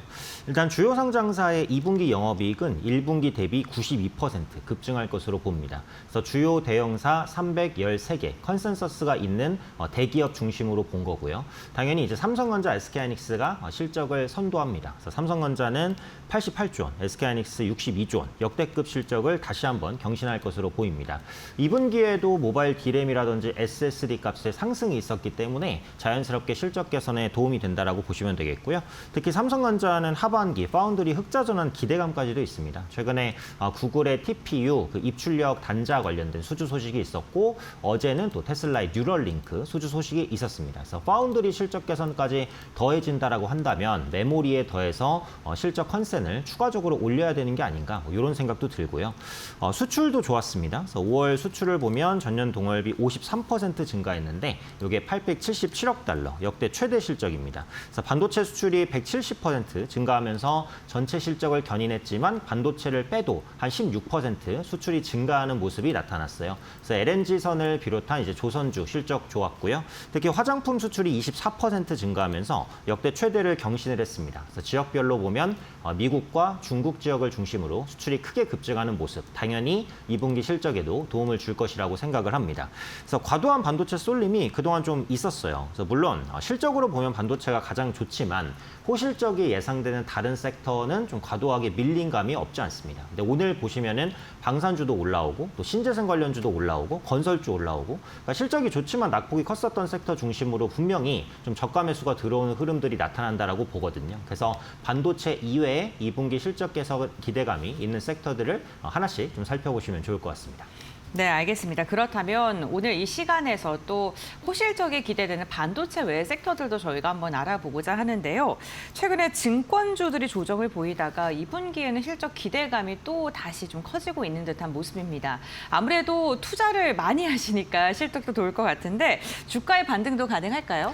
네, 맞습니다. 그래서 지금 거래 비중을 보면 코스피 시장에서도 네. 개인 거래 비중이 70%예요. 그러니까 기관과 외국인은 훨씬 더 압도하는 매매를 보여주고 있는데 개인 투자자분들은 아무래도 기관과 외국인보다는 그 투자 기간이 짧습니다. 회전이 많다는 거죠. 그래서 증권사의 수수료 수익으로 연결될 가능성이 매우 높다라고 보고 있고요. 투자자 예탁금 120조 원 정도, CMA 잔고 90조 원. 그래서 최근에 약간 고점을 찍고 주춤하긴 했지만 네, 여전히 유동성은 풍부하다라는 거고요. 증시를 빠져나가기가 좀 어려운 게 그러니까 대체 자산들의 성과가 그렇게 좋지는 않아요. 그렇다고 뭐 부동산을 지금 금리 인상 환경에서 적극적으로 하기도 어렵고 금이라든지 코인, 채권, 시장 자체가 전체적으로 좀 침체되어 있기 때문에 계속해서 유동성은 주식시장에 머물 가능성이 높습니다. 이게 이제 증권주를 계속 봐야 되는 이유로 연결된다고 볼 수 있고요. 5월 달에 국내 증시의 일평균 거래 대금을 보면 사상 최고치를 기록했습니다. 일평균 거래 대금이 106조 원. 그래서 단일 종목 레버리지까지 출시되면서 거래가 말 그대로 그냥 폭증을 했습니다. 그래서 2분기에 이제 1분기에도 실적이 좋았지만 추가적인 실적 개선을 생각할 수 있는데 주가는 오히려 좀 떨어졌기 때문에 현재가 접근에 좀 맥점이 될 수 있지 않을까 이런 생각도 있고요. 2분기 브로커리지 수익을 보면 전분기 비 24% 증가할 것으로 보입니다. 그래서 국내 대형 5사의 브로커리지 수수료 합산액은 2.6조 원. 그래서 채권 부분은 좀 부진하지만 지금 주식 부분의 수익이 워낙 좋기 때문에 그 채권 부분의 부진을 만회해줄 수 있을 것으로 보여지고 있고요. 코스닥 승강제가 도입되고 또 동전주 상패 전략, 그래서 코스닥 활성화 정책이 진행이 되게 되면 코스닥 시장의 외국인 수급이 개선될 가능성이 있죠. 최근에는 외국인 투자자가 이제 코스닥 시장에서 순매도로 살짝 전환되는 흐름이긴 하지만 지난주 정도까지 보면 코스닥에서 외국인의 자금이 계속 유입되기는 하거든요. 그래서 코스닥 부양 정책이 생길 때마다 외국인 수급이 개선될 수 있고 이건 역시도 증권주의 모멘텀이 될 수 있겠죠. 그래서 한국투자증권과 미래에셋증권, NH투자증권에서 그 IMA가 출시되면서 안전 성향을 가진 자금까지도 이제 흡수하는 그런 모습들이 나타나고 있습니다. 그래서 1분기에 이어서 2분기에도 굉장히 좋은 실적이 기대되고 하반기에도 뭐 전망치가 나쁘지는 않기 때문에 증권주도 현재 시점에서는 접근 가능하다라고 판단하고 있습니다.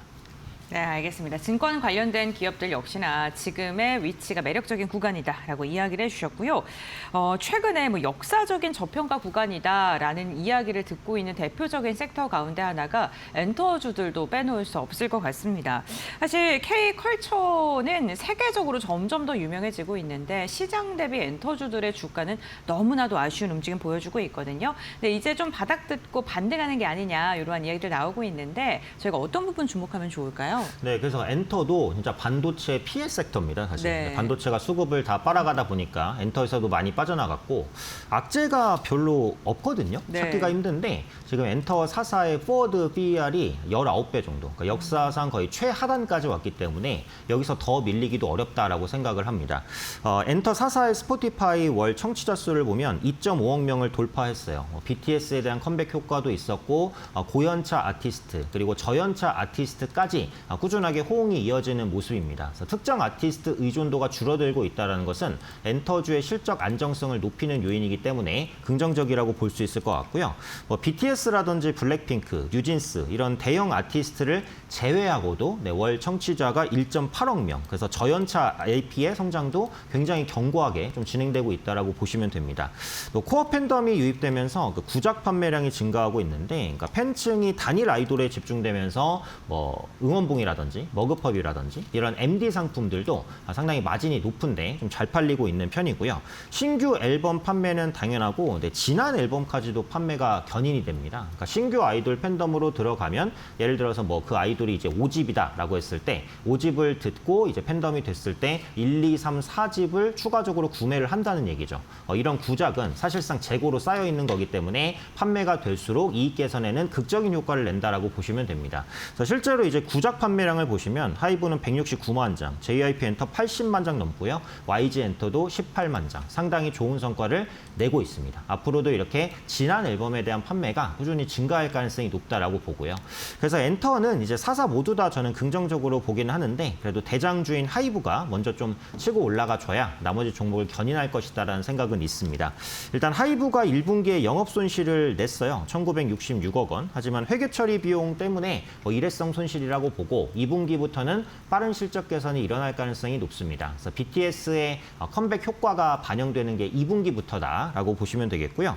앨범 초도 판매량이 400만 장을 넘었죠. 그리고 4월부터 월드 투어를 계속 진행합니다. 그래서 얼마 전에 부산에서도 상당히 좋은 투어가 있었고요. 근데 하이브에는 이제 BTS가 전체 이익을 견인하지만 다른 아티스트인 코르티스라든지 르세라핌, 아일릿 이런 쪽에 이제 신규 앨범 판매도 굉장히 잘 이루어지고 있습니다. 특히 신인이라고 볼 수 있는 코르티스가 앨범 100만 장 돌파하면서 상당한 돌풍을 일으키고 있거든요. 그래서 BTS를 이어서 메가 IP가 구축되고 있다는 점도 하이브의 매력을 꾸준하게 높이고 있기 때문에 하이브를 중심으로 엔터주에 대한 관심도 계속 필요하지 않을까 판단하고 있습니다.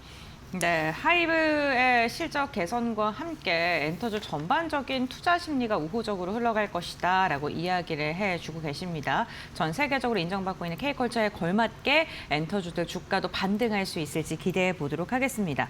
최근에 실적 기대가 계속 나오고 수주 소식도 들려오는데 주가가 좀 지지부진한 대표적인 섹터 가운데 하나가 조선주 빼놓을 수 없을 듯합니다. 캐나다라던가 미국과 협력 관계 여러 가지 긍정적인 모멘텀 너무나도 많거든요.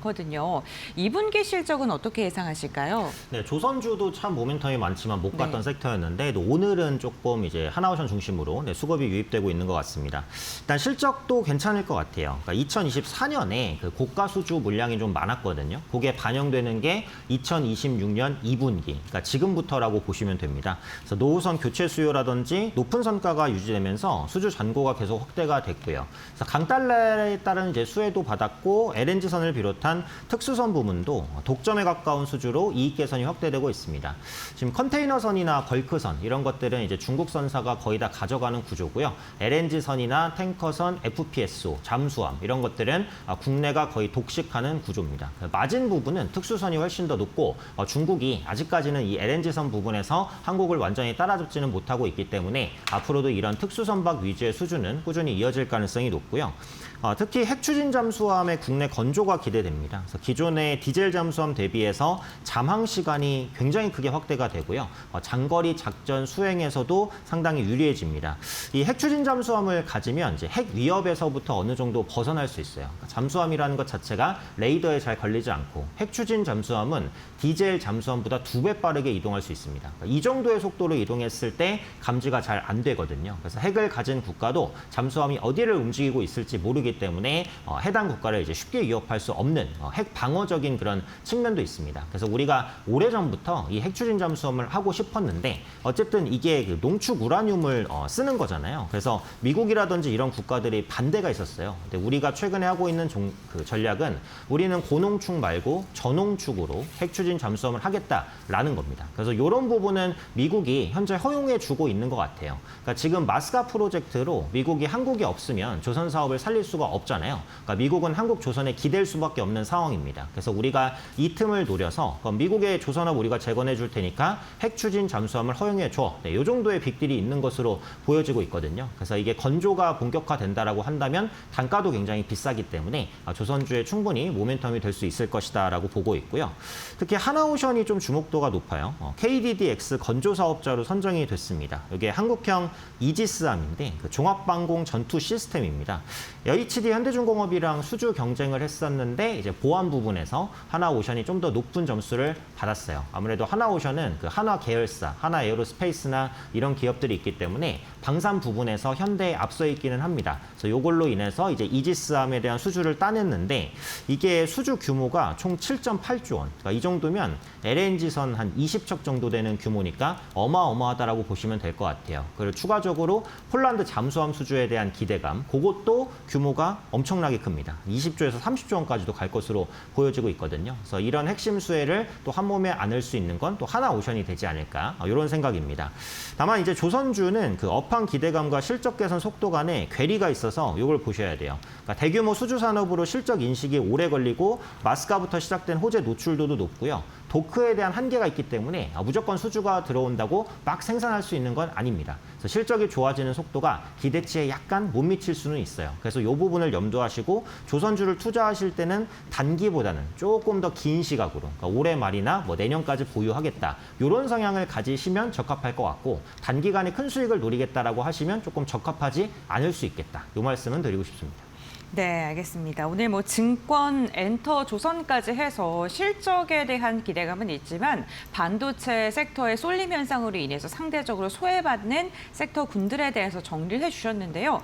저희가 또 투자자분들께서 실적 시즌이 다가오는 만큼 이 밖에도 좀 주목해 볼 만한 실적주가 있다면 어떤 게 있을까요? 네, 요즘에 이제 깜짝 놀라게 올라오고 있는 게 백화점주거든요. 네. 네, 현대백화점, 롯데쇼핑, 신세계 상당한 랠리를 좀 보여주고 있는데 그만큼 백화점 소비가 좋습니다. 그래서 명품 매출이 좋고요. 주가 차익을 통해서 이제 백화점 쇼핑하시는 분들 그리고 외국인 관광객의 백화점 쇼핑 두 가지가 맞물리면서 국내 백화점 3사의 실적이 2분기에 상당히 좋을 것으로 보여집니다. 근데 지금 당장 백화점주를 매수하기는 조금 부담이 있는 것 같아요. 그래서 저는 이 백화점의 호실적이 소비주의 순환매로 연결될 수 있다고 보기 때문에 이 수급이 어떤 소비주로 갈까에 한번 주목을 해봤을 때 생각할 수 있는 종목. 일단은 호텔신라, 그러니까 시내라든지 공항 면세점의 실적이 동반 개선될 것 같거든요. 그래서 시내점은 온라인과 제주점 중심으로 매출 상승하고 있고 공항 면세점도 확실히 회복되고 있습니다. 그동안 면세점 업체들이 정말 너무너무 힘든 시기를 겪었는데 이제 실적이 바닥을 치고 상승하는 구간이라는 거고요.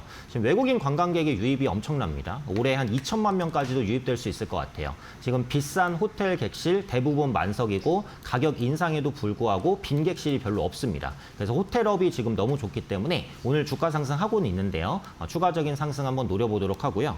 두 번째는 그 파라다이스, 인바운드 관광객에 대한 효과입니다. 카지노주죠. 그래서 드랍액과 홀드율이 모두 다 개선되고 있고요. 국내 유입 관광객이 일본과 중국에서 동남아, 중동까지 확대됩니다. 예전에는 돈 많은 소수의 고객을 유치했다면 지금은 이제 적당한 다수의 고객을 유치하는 방향으로 해서 실적의 안정성이 훨씬 더 높아졌습니다. 파라다이스도 오늘 바닥권에서 살짝 이제 추가적인 상승을 좀 시도하고 있는데요. 여전히 저렴한 구간이라고 판단을 합니다. 그래서 현재 위치에서 소비 관련된 종목군 중에는 이렇게 호텔 관련 면세점, 그다음에 카지노주 이렇게 확장해서 보시면 투자에 대한 기회가 있지 않을까 생각합니다. 네, 백화점 관련된 기업들 인바운드 실적의 개선으로 인해서 지금 주가가 고공행진하고 있는데요. 그러한 측면에서 봤을 때 카지노라던가 그리고 면세 관련된 기업들까지 함께 바라보면 좋겠다라고 이야기를 해주셨습니다. 실적 시즌이 다가오는 만큼 오늘 관련해서 실적이 기대되는데 상대적으로 저평가를 받고 있는 섹터군들에 대해서 저희가 정리를 해봤습니다. 중동에서 지정학적 리스크가 다소 해소되면서 이제 시장은 금리나 물가와 같은 이러한 매크로적인 부분보다는 시장은 기업들의 본연의 가치에 더 주목하는 시장으로 찾아오는 듯 하는데요. 그에 맞춰서 전략 잘 세워보시기 바랍니다. 오현림 팀장과의 말씀 여기까지 나누겠습니다. 고맙습니다.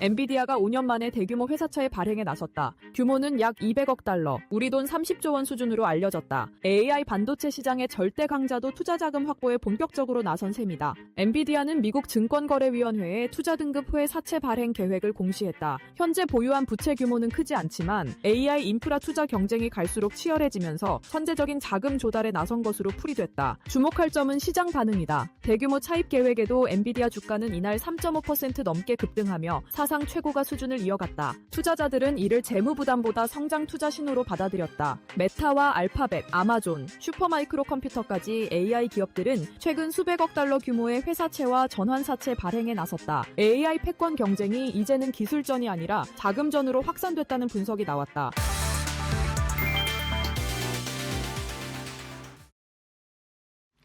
네, 6월 16일 화요일 정규장 마감 동시효과 구간에 들어와 있습니다. 라스트 찬스로 이어갈게요. 이데일리 서동구 전문위원과 함께합니다. 어서 오십시오. 네, 안녕하세요. 네, 오늘 코스피는 상승세 이어가줬는데 코스닥이 또 조금 뒷걸음졌습니다. 또 양시장 분위기 좀 엇갈렸고요. 오늘 시장은 좀 어떻게 분석해 보셨을까요? 네, 일단 뭐 전체적으로 중동의 어떤 협상 타결, 최종적으로 이제 사인이 남아 있긴 합니다만은 이러한 요인들이 전체적으로 위험 자산에 대한 선호 심리를 더욱더 자극시켰다. 결국 이러한 것들이 글로벌 증시의 상승을 이끌었고 우리 시장이 또 주역이었다라는 것을 확인시키고 있다라고 말씀을 드릴 수 있겠습니다. 외국인들이 무엇보다도 큰 이벤트 두 가지라고 볼 수 있겠죠. 스페이스X와 관련된 어떤 자금의 쏠림 현상이 이제 마무리가 됐고 그런 와중에 이제 전쟁도 거친다라고 하니까 우리 시장에서의 순매수 기조를 계속해서 이어져 가고 있다라는 거. 특히 이제 선물 시장 쪽에서도 계속해서 동시에 코스피 시장과 마찬가지로 순매수를 보인다는 점이 의미가 있다. 최소한도 3일째 지금 순매수를 보이고 있는데요. 이러한 부분들이 이번 주에까지도 조금 더 이어진다라면 외국인들의 어떤 공격적인 매도세는 좀 일단락된 게 아니냐 이렇게도 우리가 기대를 해볼 수 있을 것 같습니다. 또 하나 이제 의미 있는 것은요. 사실은 이제 시장이 흔들리고 어려울 때는 가장 핵심적인 대장주 결국은 뭐 탑2 아니겠습니까? 삼성전자와 SK하이닉스가 중심이 된 이런 반도체 관련주들이 이 장의 중심에서 상승을 이끌어가는 그러한 역할을 해주었는데 오늘 모습을 보면요. 그것뿐만이 아니라 그동안 실적 대비 저평가되어 있거나 소외되었던 어떤 면에서는 이제 뭐 한때 큰 장의 중심에 있었던 조방원전 관련한 이러한 쪽들이 동시에 같이 움직여 주었다라는 거 이게 의미가 있었고 IT 쪽들이 중심이 됐던 급등세가 전체적으로 조금 흔들리는 과정이 나타나니까 코스닥 시장은 마이너스를 보였다라는 거 이러한 부분은 오히려 자연스러운 현상이다 이렇게 말씀을 드리면서 그럼에도 불구하고 일부 IT 쪽을 중심으로 해서 방산, 원전, 전력, 조선 이런 쪽들의 상승 흐름들 결국 이러한 것들은 우리가 얘기하는 ADR 지표를 개선시키는 그러한 흐름으로 진행이 되면서 숨고르기 속에서도 상승을 해줘야 될 섹터나 종목들은 확산되고 있는 이러한 모습 결코 나쁘지 않은 그런 모습이었다라고 말씀을 드리겠습니다. 네, 오늘 시장도 긍정적으로 시세가 확장되고 있는 모습을 함께 봐주셨습니다. 말씀해주신 것처럼 조방원 쪽에서도 치고 올라오면서 시장의 고른 상승이 포착되기도 했고요. 장 막판에는 조금 좀 힘이 떨어지긴 했는데 오늘 금융주 쪽도 괜찮았습니다. 은행주가 일제히 신고가를 경신해주는 모습이었는데 하반기 금리 인상 압력이 좀 나타나게 되면서 금융주 쪽으로 좀 관심이 쏠려가고 있는 것 같아요. 배당에 대한 이야기도 나오고요. 금융주는 요즘 흐름 좀 어떻게 보셨어요? 그렇죠. 금융주 쪽들도 여러 익스포저에 대한 우려들도 있긴 합니다만은 금리 인상 기조 속에서 네. 은행이라든가 보험이라든가 이런 쪽들은 당연히 수혜를 볼 수밖에 없는 그러한 모습이고 이따가도 말씀드리겠지만은 일본이 어떤 면에서는 31년 만에 25p 인상을 하면서 1% 금리를 이제 확정을 졌지 않습니까? 또 하나 남아 있죠. 바로 이번 주 FOMC 회의 결과에 따라서 금리는 동결이 되겠지만 매파적 기조를 보여줄 것이냐. 또 바로 6월달 FOMC 회의는 이제 점도표가 발표가 되는 날이니까 결국 이러한 부분에서 금리의 어떤 추가 인상에 대한 그런 어떠한 기대감들 이런 것들이 반영이 되고 있고 지난번 우리 금통위 회의에서도 신임 한원 총재께서는 계속해서 금리 인상을 네. 예고를 하고 있잖아요. 빠르면 7월 달에 우리도 금리 인상이 이루어질 가능성이 높다라고도 예상이 되고 있는데 바로 이러한 부분들이 이미 시중 금리는 반영이 되고 있고 우리 주식 시장에서도 그동안 잘 움직이지 않았던 이런 금융 섹터 쪽으로도 결국은 상승 흐름들이 나오는 계기가 되었다라고 보면서 일종의 어떤 금융주들만이 중심이 되면서 금리 인상 수혜로서 움직이는 것이 아니라 여러 저변의 섹터들 소외되었던 또는 빈집털이 이런 어떤 개념에서의 순환 흐름들이 자연스럽게 이루어지는 그런 과정이다라고 긍정적으로 보고 싶습니다. 네, 좋습니다. 은행주까지 전망 함께 도와주셨고요. 국내 주식 마감 시황이 지금 올라오는 것들 보니까 유한타증권에서 종전협상 최종 진짜 최종 이렇게 하면서 오늘의 이제 상승을 또 설명하기도 했는데 코스피의 경우에는 2%대 강세 보여주고 있습니다. 215포인트 상승하고 있고요. 8,761포인트 지나가고 있습니다. 코스닥의 경우에는 오늘 좀 쉬어갔습니다. 1%대 약세 보였고요. 14포인트 내리면서 1,019포인트 지나가고 있습니다. 코스피 200도 2%대 강세 마감 예상되고 있습니다. 오늘 코스피 쪽에서는 외국인의 수급이 또 들어와 주면서 1조 3천억 원대 매수 우위로 잡히고 있습니다. 기관도 6천억 원대 순매수 들어왔고요. 반면에 개인이 2조 원대 물량을 덜어내면서 나홀로 팔자세였습니다. 코스닥 쪽에서는 개인의 수급이 주요했습니다. 오늘 7천억 원대 순매수세 확인되고 있고요. 외국인과 기관이 물량을 좀 함께 덜어내면서 3천억 원대, 4천억 원대 각각 순매도세 기록했습니다. 하이닉스와 삼성전자 1에서 3%까지 강세 흐름 나타내고 있습니다. 국내 증시 마감합니다.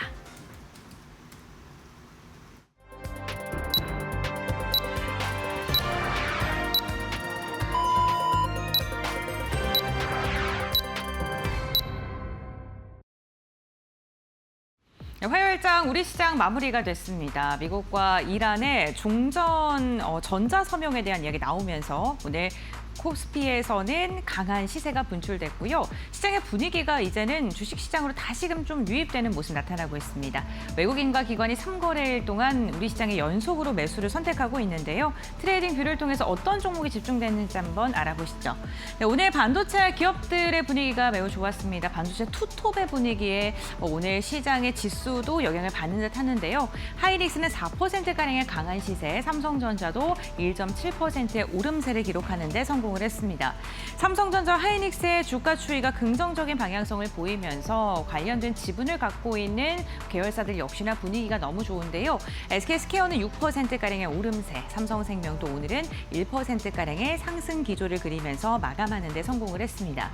오늘 시장 대비 아쉬운 움직임이 나타났던 건 2차 전지 기업들이었습니다. 차익 실현 매도가 나오면서 LG에너지솔루션과 삼성 SDI 일제히 하락을 했고요.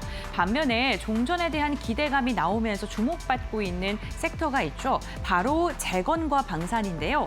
오늘 LRG 디펜스 같은 경우에 2자릿대 강세를 그리는 데 성공했는데 독일에 있는 기업과 손을 잡고 유럽 시장의 공략에 박차를 가한다라는 소식이 전해지면서 투자 심리가 우호적으로 흘러가는 모습이었습니다.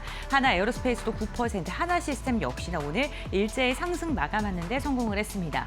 오히려 종전 후에 중동 기업들이 이제는 방산과 관련된 계약 체결을 더 늘릴 수 있다. 이러한 이야기가 나오면서 종전 수혜주로 방산주들이 거론되고 있습니다.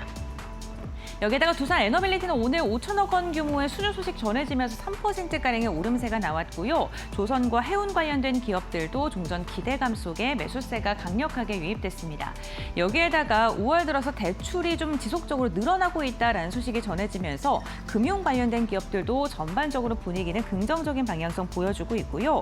오늘 시장에서 주목받은 섹터 중에 하나가 재건 관련해서 건설주들이 강한 시세를 분출했던 게 특징적이었는데 원전 모멘텀과 재건 모멘텀 함께 안으면서 대우건설이 오늘 두 자릿대 강세를 그리는데 성공하기도 했습니다. 다음으로는 코스닥 함께 확인해 보시죠.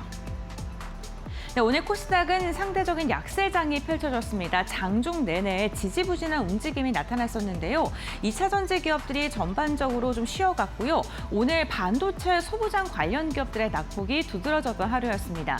금요일과 월요일장 강하게 상승을 했던 만큼 일부 종목을 중심으로 매도 물량이 거세게 출회가 된 것인데요. 원익 IPS는 무려 10%가량의 급락세가 나왔고 상한가를 지속적으로 기록했던 HPSP는 20%가량의 깊은 조정이 나오면서 마감을 했습니다. 반도체 소부장 기업들이 단기간 많이 급등했던 만큼 차익 매도 물량이 출회됐고요. 이러한 수급들이 상대적으로 저평가가 되어 있던 다른 섹터로 옮겨가는 양상이 나타나기도 했습니다. 대표적으로 오늘 SM은 1.9%가량 소폭의 상승을 그리는 데 성공을 했고요. 바이오 관련 기업들의 움직임이 굉장히 좋았습니다. 알테오즈는 1%, HLB 같은 경우에 장중에 20%가 넘는 급등세가 나오기도 했었고요. ABL바이오와 리가켄바이오도 일제히 상승하면서 오늘 바이오 기업들이 코스닥 안에서도 상대적인 움직임이 괜찮았다는 점도 참고해 보시면 좋겠습니다. 네, 이렇게 종목별 마감 상황 함께 확인을 해봤고요. 그렇다면 지수가 어떻게 마감됐는지 함께 살펴보겠습니다. 신민영 앵커 전해주시죠. 네, 화요일 지수 마감 상황부터 짚어보겠습니다. 오늘 코스피 지수 2%대 강세를 그리면서 전거래일 대비 180포인트 또 끌어올렸습니다. 8,726.6포인트 기록했습니다. 반면에 코스닥은 오늘 1%대 조정받았고요. 15포인트 내린 1,018포인트 기록했습니다. 코스피 200도 2%대 강세 그렸고요. 환율은 거의 변동이 없었는데 1,511원 선에서 마감하고 있습니다. 코스피의 경우에는 오늘 강세로 출발한 이후로 장중에 8,753포인트까지 고점을 높이기도 했습니다. 오늘 결국 2%대 강세 흐름 가져갔습니다. 코스닥은 반면에 하락 출발했고요. 오늘 장중 내내 마이너스권에 머물렀습니다. 장중에 1,015포인트까지 저점 그렸고요. 저점 부근에서 마감하는 모습이었습니다.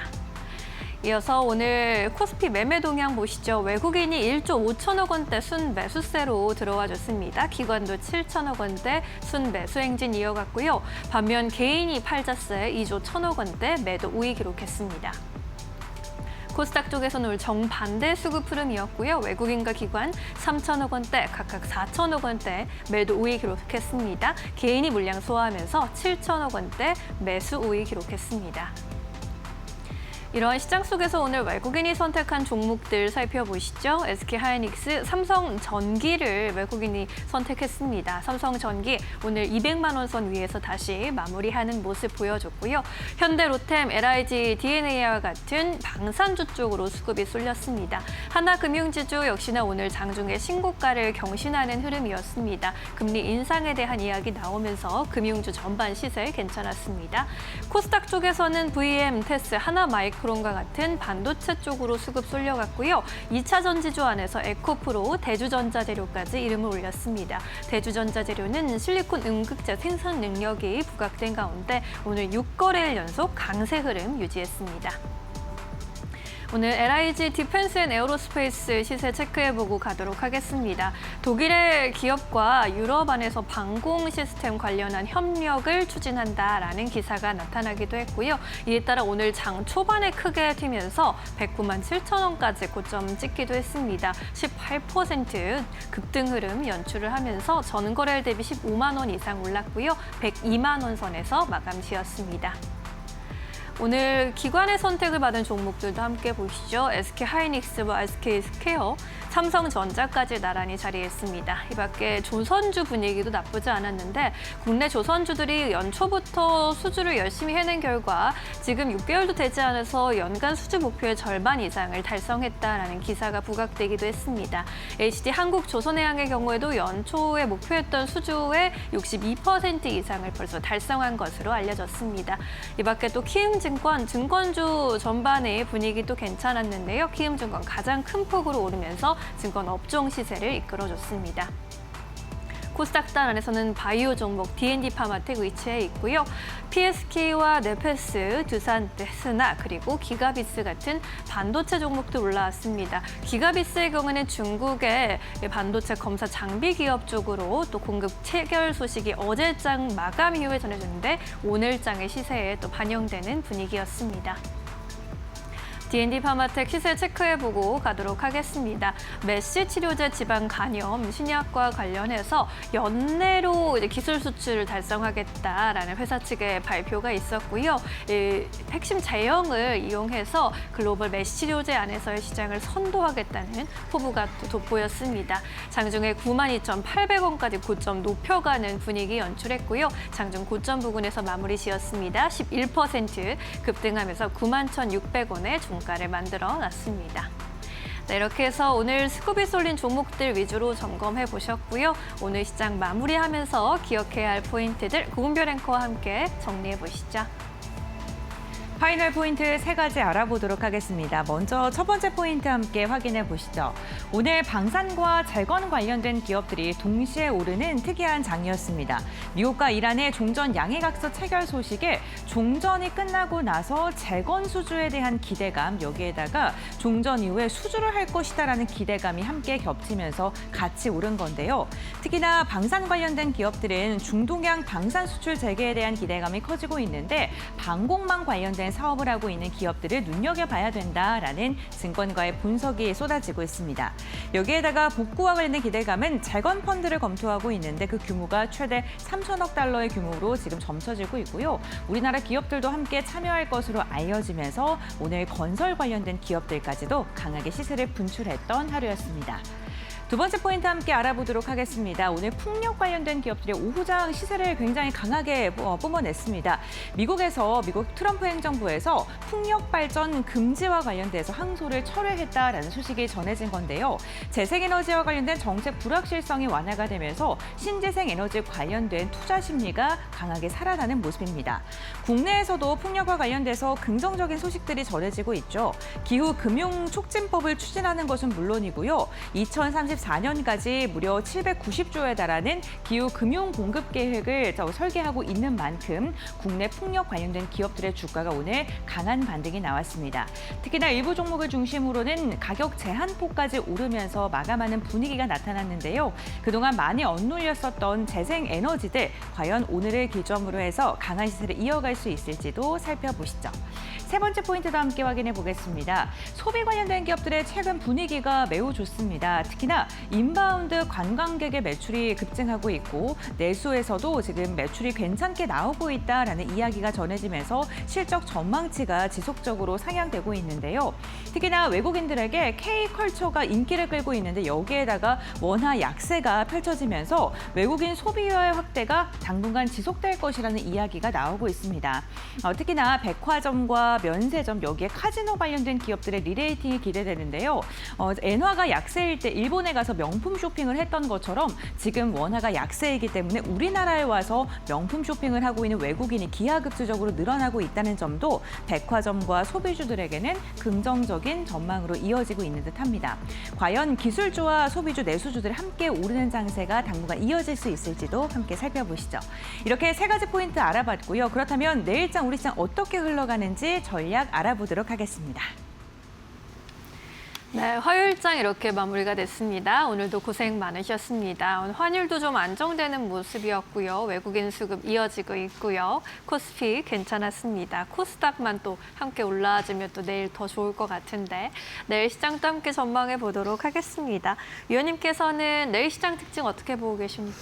네, 지난주 화요일 날 이제 제가 여러분들하고 이 시간을 통해서 그러니까 이번 주죠. 18일까지의 여러 가지 변수들, 특히 이제 그러면서 세 가지 요인들, 유가 또 환율, 금리 이것이 상방으로 가느냐 아니면 아래로 진정이 되느냐를 체크하자고 그랬습니다.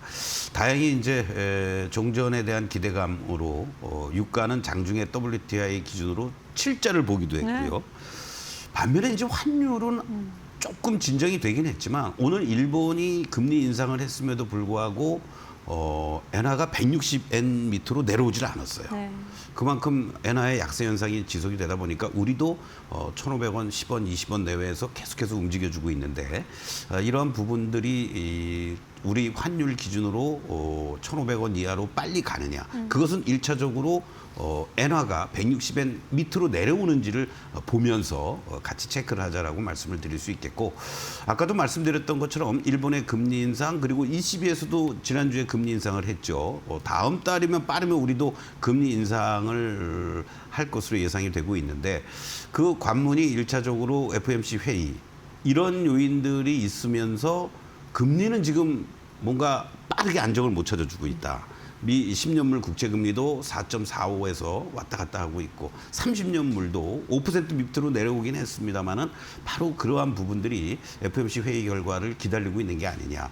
결국 어떠한 점도표를 보여줄 것인지 그리고 케빈 워시 의장이 처음으로 기자들과 일문일답을 하면서 어떠한 화법을 또 전개하면서 시장의 공포 또는 오해 아니면 안심을 줄 것인지 이러한 부분들은 금리에서 뭔가 시그널이 나오지 않겠느냐 이런 부분은 우리가 주목해 볼 필요가 있다라고 말씀을 좀 드릴 수 있겠고 결국은 이제 진짜 뭐 사인을 한다 뭐 일부에서는 이미 했다 뭐 이런 얘기도 나오고 있는데 큰 노이즈 없이 공식적인 휴전 협정이 잘 체결되길 바라는 그런 마음들. 한쪽에서는 이것은 결국은 또 시간만 벌 수도 있다. 이런 노이즈가 계속 나오고 있습니다. 그래서 이러한 부분들과 맞물리면서 우리 시장이 조금 더 이 고점권의 매물들을 잘 소화하는지의 여부를 보면서 서둘릴 필요는 없다.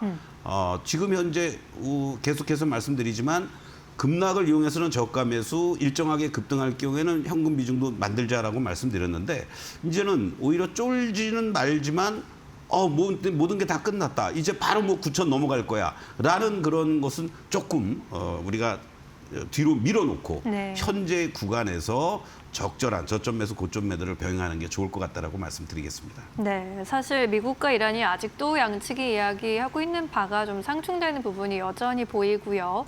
이 휴전 협정이 잘 아무쪼록 체결이 되기를 바라겠습니다. 환율 금리 동향도 계속해서 주시해 봐야 하기 때문에 아직까지는 시장 조금 더 경계하는 부분도 필요하다라는 말씀해 주셨습니다. 자, 내일 시장에서 주목해 볼 만한 종목 그렇다면 어떤 종목을 좀 집중적으로 보는 게 좋을까요? 네, SK 하이닉스의 중간 지주사인 SK 스퀘어. 제가 뭐 다른 코너에서 뭐 연초부터 계속 끌고 오고 있고 이 시간을 통해서도 좀 말씀드리긴 했지만은 결국 우리가 삼성전자의 견조함을 보면서 기본적으로 삼성전자, SK 하이닉스는 기본적으로 다 갖고 계실 거예요. 또 매매를 하실 수도 있고 그런 측면에서 조금 더 안정적으로 중장기적인 측면에서 대응을 한다라면은 삼성물산을 이제는 좀 여러분들이 다시 한번 관심을 갖고 접근해봐도 될 만한 위치가 아닌가 이런 말씀을 드리겠습니다. 뭐 흔히 얘기해서 이재용 결국은 삼성물산 또 삼성생명 삼성전자 이런 어떠한 지배구조의 흐름들 속에서 결국 삼성전자의 지분에 따른 가치평가 이 부분이 계속해서 삼성물산을 긍정적인 모멘텀으로 만들고 있다라고 보시면 좋을 것 같고 삼성전자뿐만 아니라 관계사들의 어떤 지분 가치, 실질적 지주사로서의 역할 그리고 또 무엇보다도 반도체 투자와 관련된 이런 설비 투자에 따른 실적 안정성이라든가 정비 사업에도 돈 되는 쪽만 진출을 하고 있는 이러한 모습 속에서 또 원전이라는 모멘텀도 가지고 있다. 이러한 측면으로 본다라면 삼성물산의 현재 위치들 계속해서 뭔가 고점 돌파 시도하다가 밀리고 시도하다 밀리고 하지만은 일정한 하방 경직성은 계속 보여주고 있다. 이러한 측면에서 봤을 때 43만 원에 대한 지지력을 다시 한번 확보해 준다라면 직전 고점 돌파하면서 1차적으로는 56만 원이 있긴 합니다만은 전반적인 어떤 적정한 가치 63만 원 정도 제시해 드리도록 하겠습니다. 네, 삼성전자의 경우에 또 계속해서 좋은 흐름 이어가고 있기 때문에 이 삼성물산이 지금 시총 9위에 올라와 있는데 이에 따라 또 따라갈 수 있는 가능성이 왜 없겠습니까? 사실 SK스퀘어 올라간 거 보면은 또 아직 삼성물산은 아쉽기도 한 수준이고요. 목표가 63만 원으로 제시를 해주셨고요. 손절가 43만 원 잘 체크해 보시기 바라겠습니다. 자, 이렇게 내일장에서 주목해 볼 만한 종목 또 여쭤봤고요. 내일 시장 한마디 또 들어보도록 할게요. 내일 또 수요일장이기도 하고 코스피는 또 가파르게 올라온 반면에 코스닥은 아직도 좀 아쉽기도 합니다. 지금 어떤 전략이 좀 중요할 것이다라고 보고 계십니까? 사실 지난 5월 29일 날 80조 원의 거래대금 그리고 또 6월 2일 날 8,933포인트 고점을 찍고 일순간에 1,500포인트를 급락을 하고 그리고 1,000포인트 이상 다시 또 올라왔어요. 네. 그만큼 시장이 쉽게 무너지지 않는다라는 것을 보여주고 있지만 수급적인 측면에서 봤을 때 이 8,500 이상에서부터 80조, 70조에 거래됐던 흐름과 지금 반등을 주면서 나타나고 있는 거래대금 30조, 40조를 감안해서 본다면 매물 소화 과정이 조금 더 필요하다. 이렇게 강조를 좀 드리겠고 결국 이러한 것들을 이용해서 여러분들이 급하게 서두르지 않아도 된다라는 것을 역설적으로 보여준다. 네. 그렇기 때문에 오늘 시장에서도 보여줬던 것처럼 소외되었고 실적의 모멘텀이 있고 저평가되어 있는 섹터의 순환 흐름에 대비하면서 저가 매수 전략들 꼭 반도체 투톱 또는 IT 소부장만이 아니더라도 얼마든지 시장은 매수할 수 있는 기회와 섹터 종목들이 나오고 있다. 이 점을 명심해 주시면 고맙겠습니다. 네, 좋습니다. 지금 또 급하게 가려고 하면 또 넘어질 수도 있는 구간이 될 수도 있을 것 같습니다. 여러 가지 매크로 지표도 좀 살펴봐야 하는 구간이기도 하고요. 섹터 안에서도 다행인 점은 순환매가 고르게 나타나고 있기 때문에 그 안에서 대비해 볼 수 있는 또 여력이 많이 있다라고도 볼 수 있을 것 같은데요. 전략은 계속 동일하게 가져가시면서 시장 면밀하게 체크해 보시는 것이 중요할 것 같습니다. 오늘 위원님과는 여기까지 이야기 나누도록 할게요. 오늘도 자세한 설명 고맙습니다.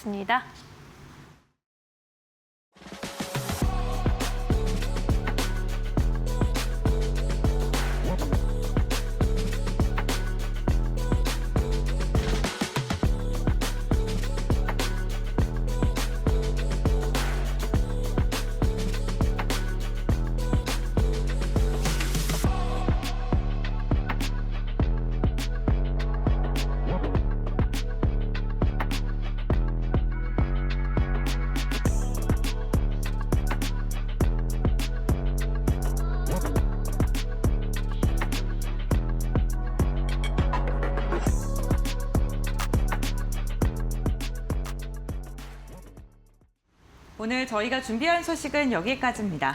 네, 내일도 오후 2시 더 유용한 투자 정보와 함께 돌아오겠습니다. 끝까지 시청해주신 여러분 고맙습니다. 마감은 언제나 파이널 샷.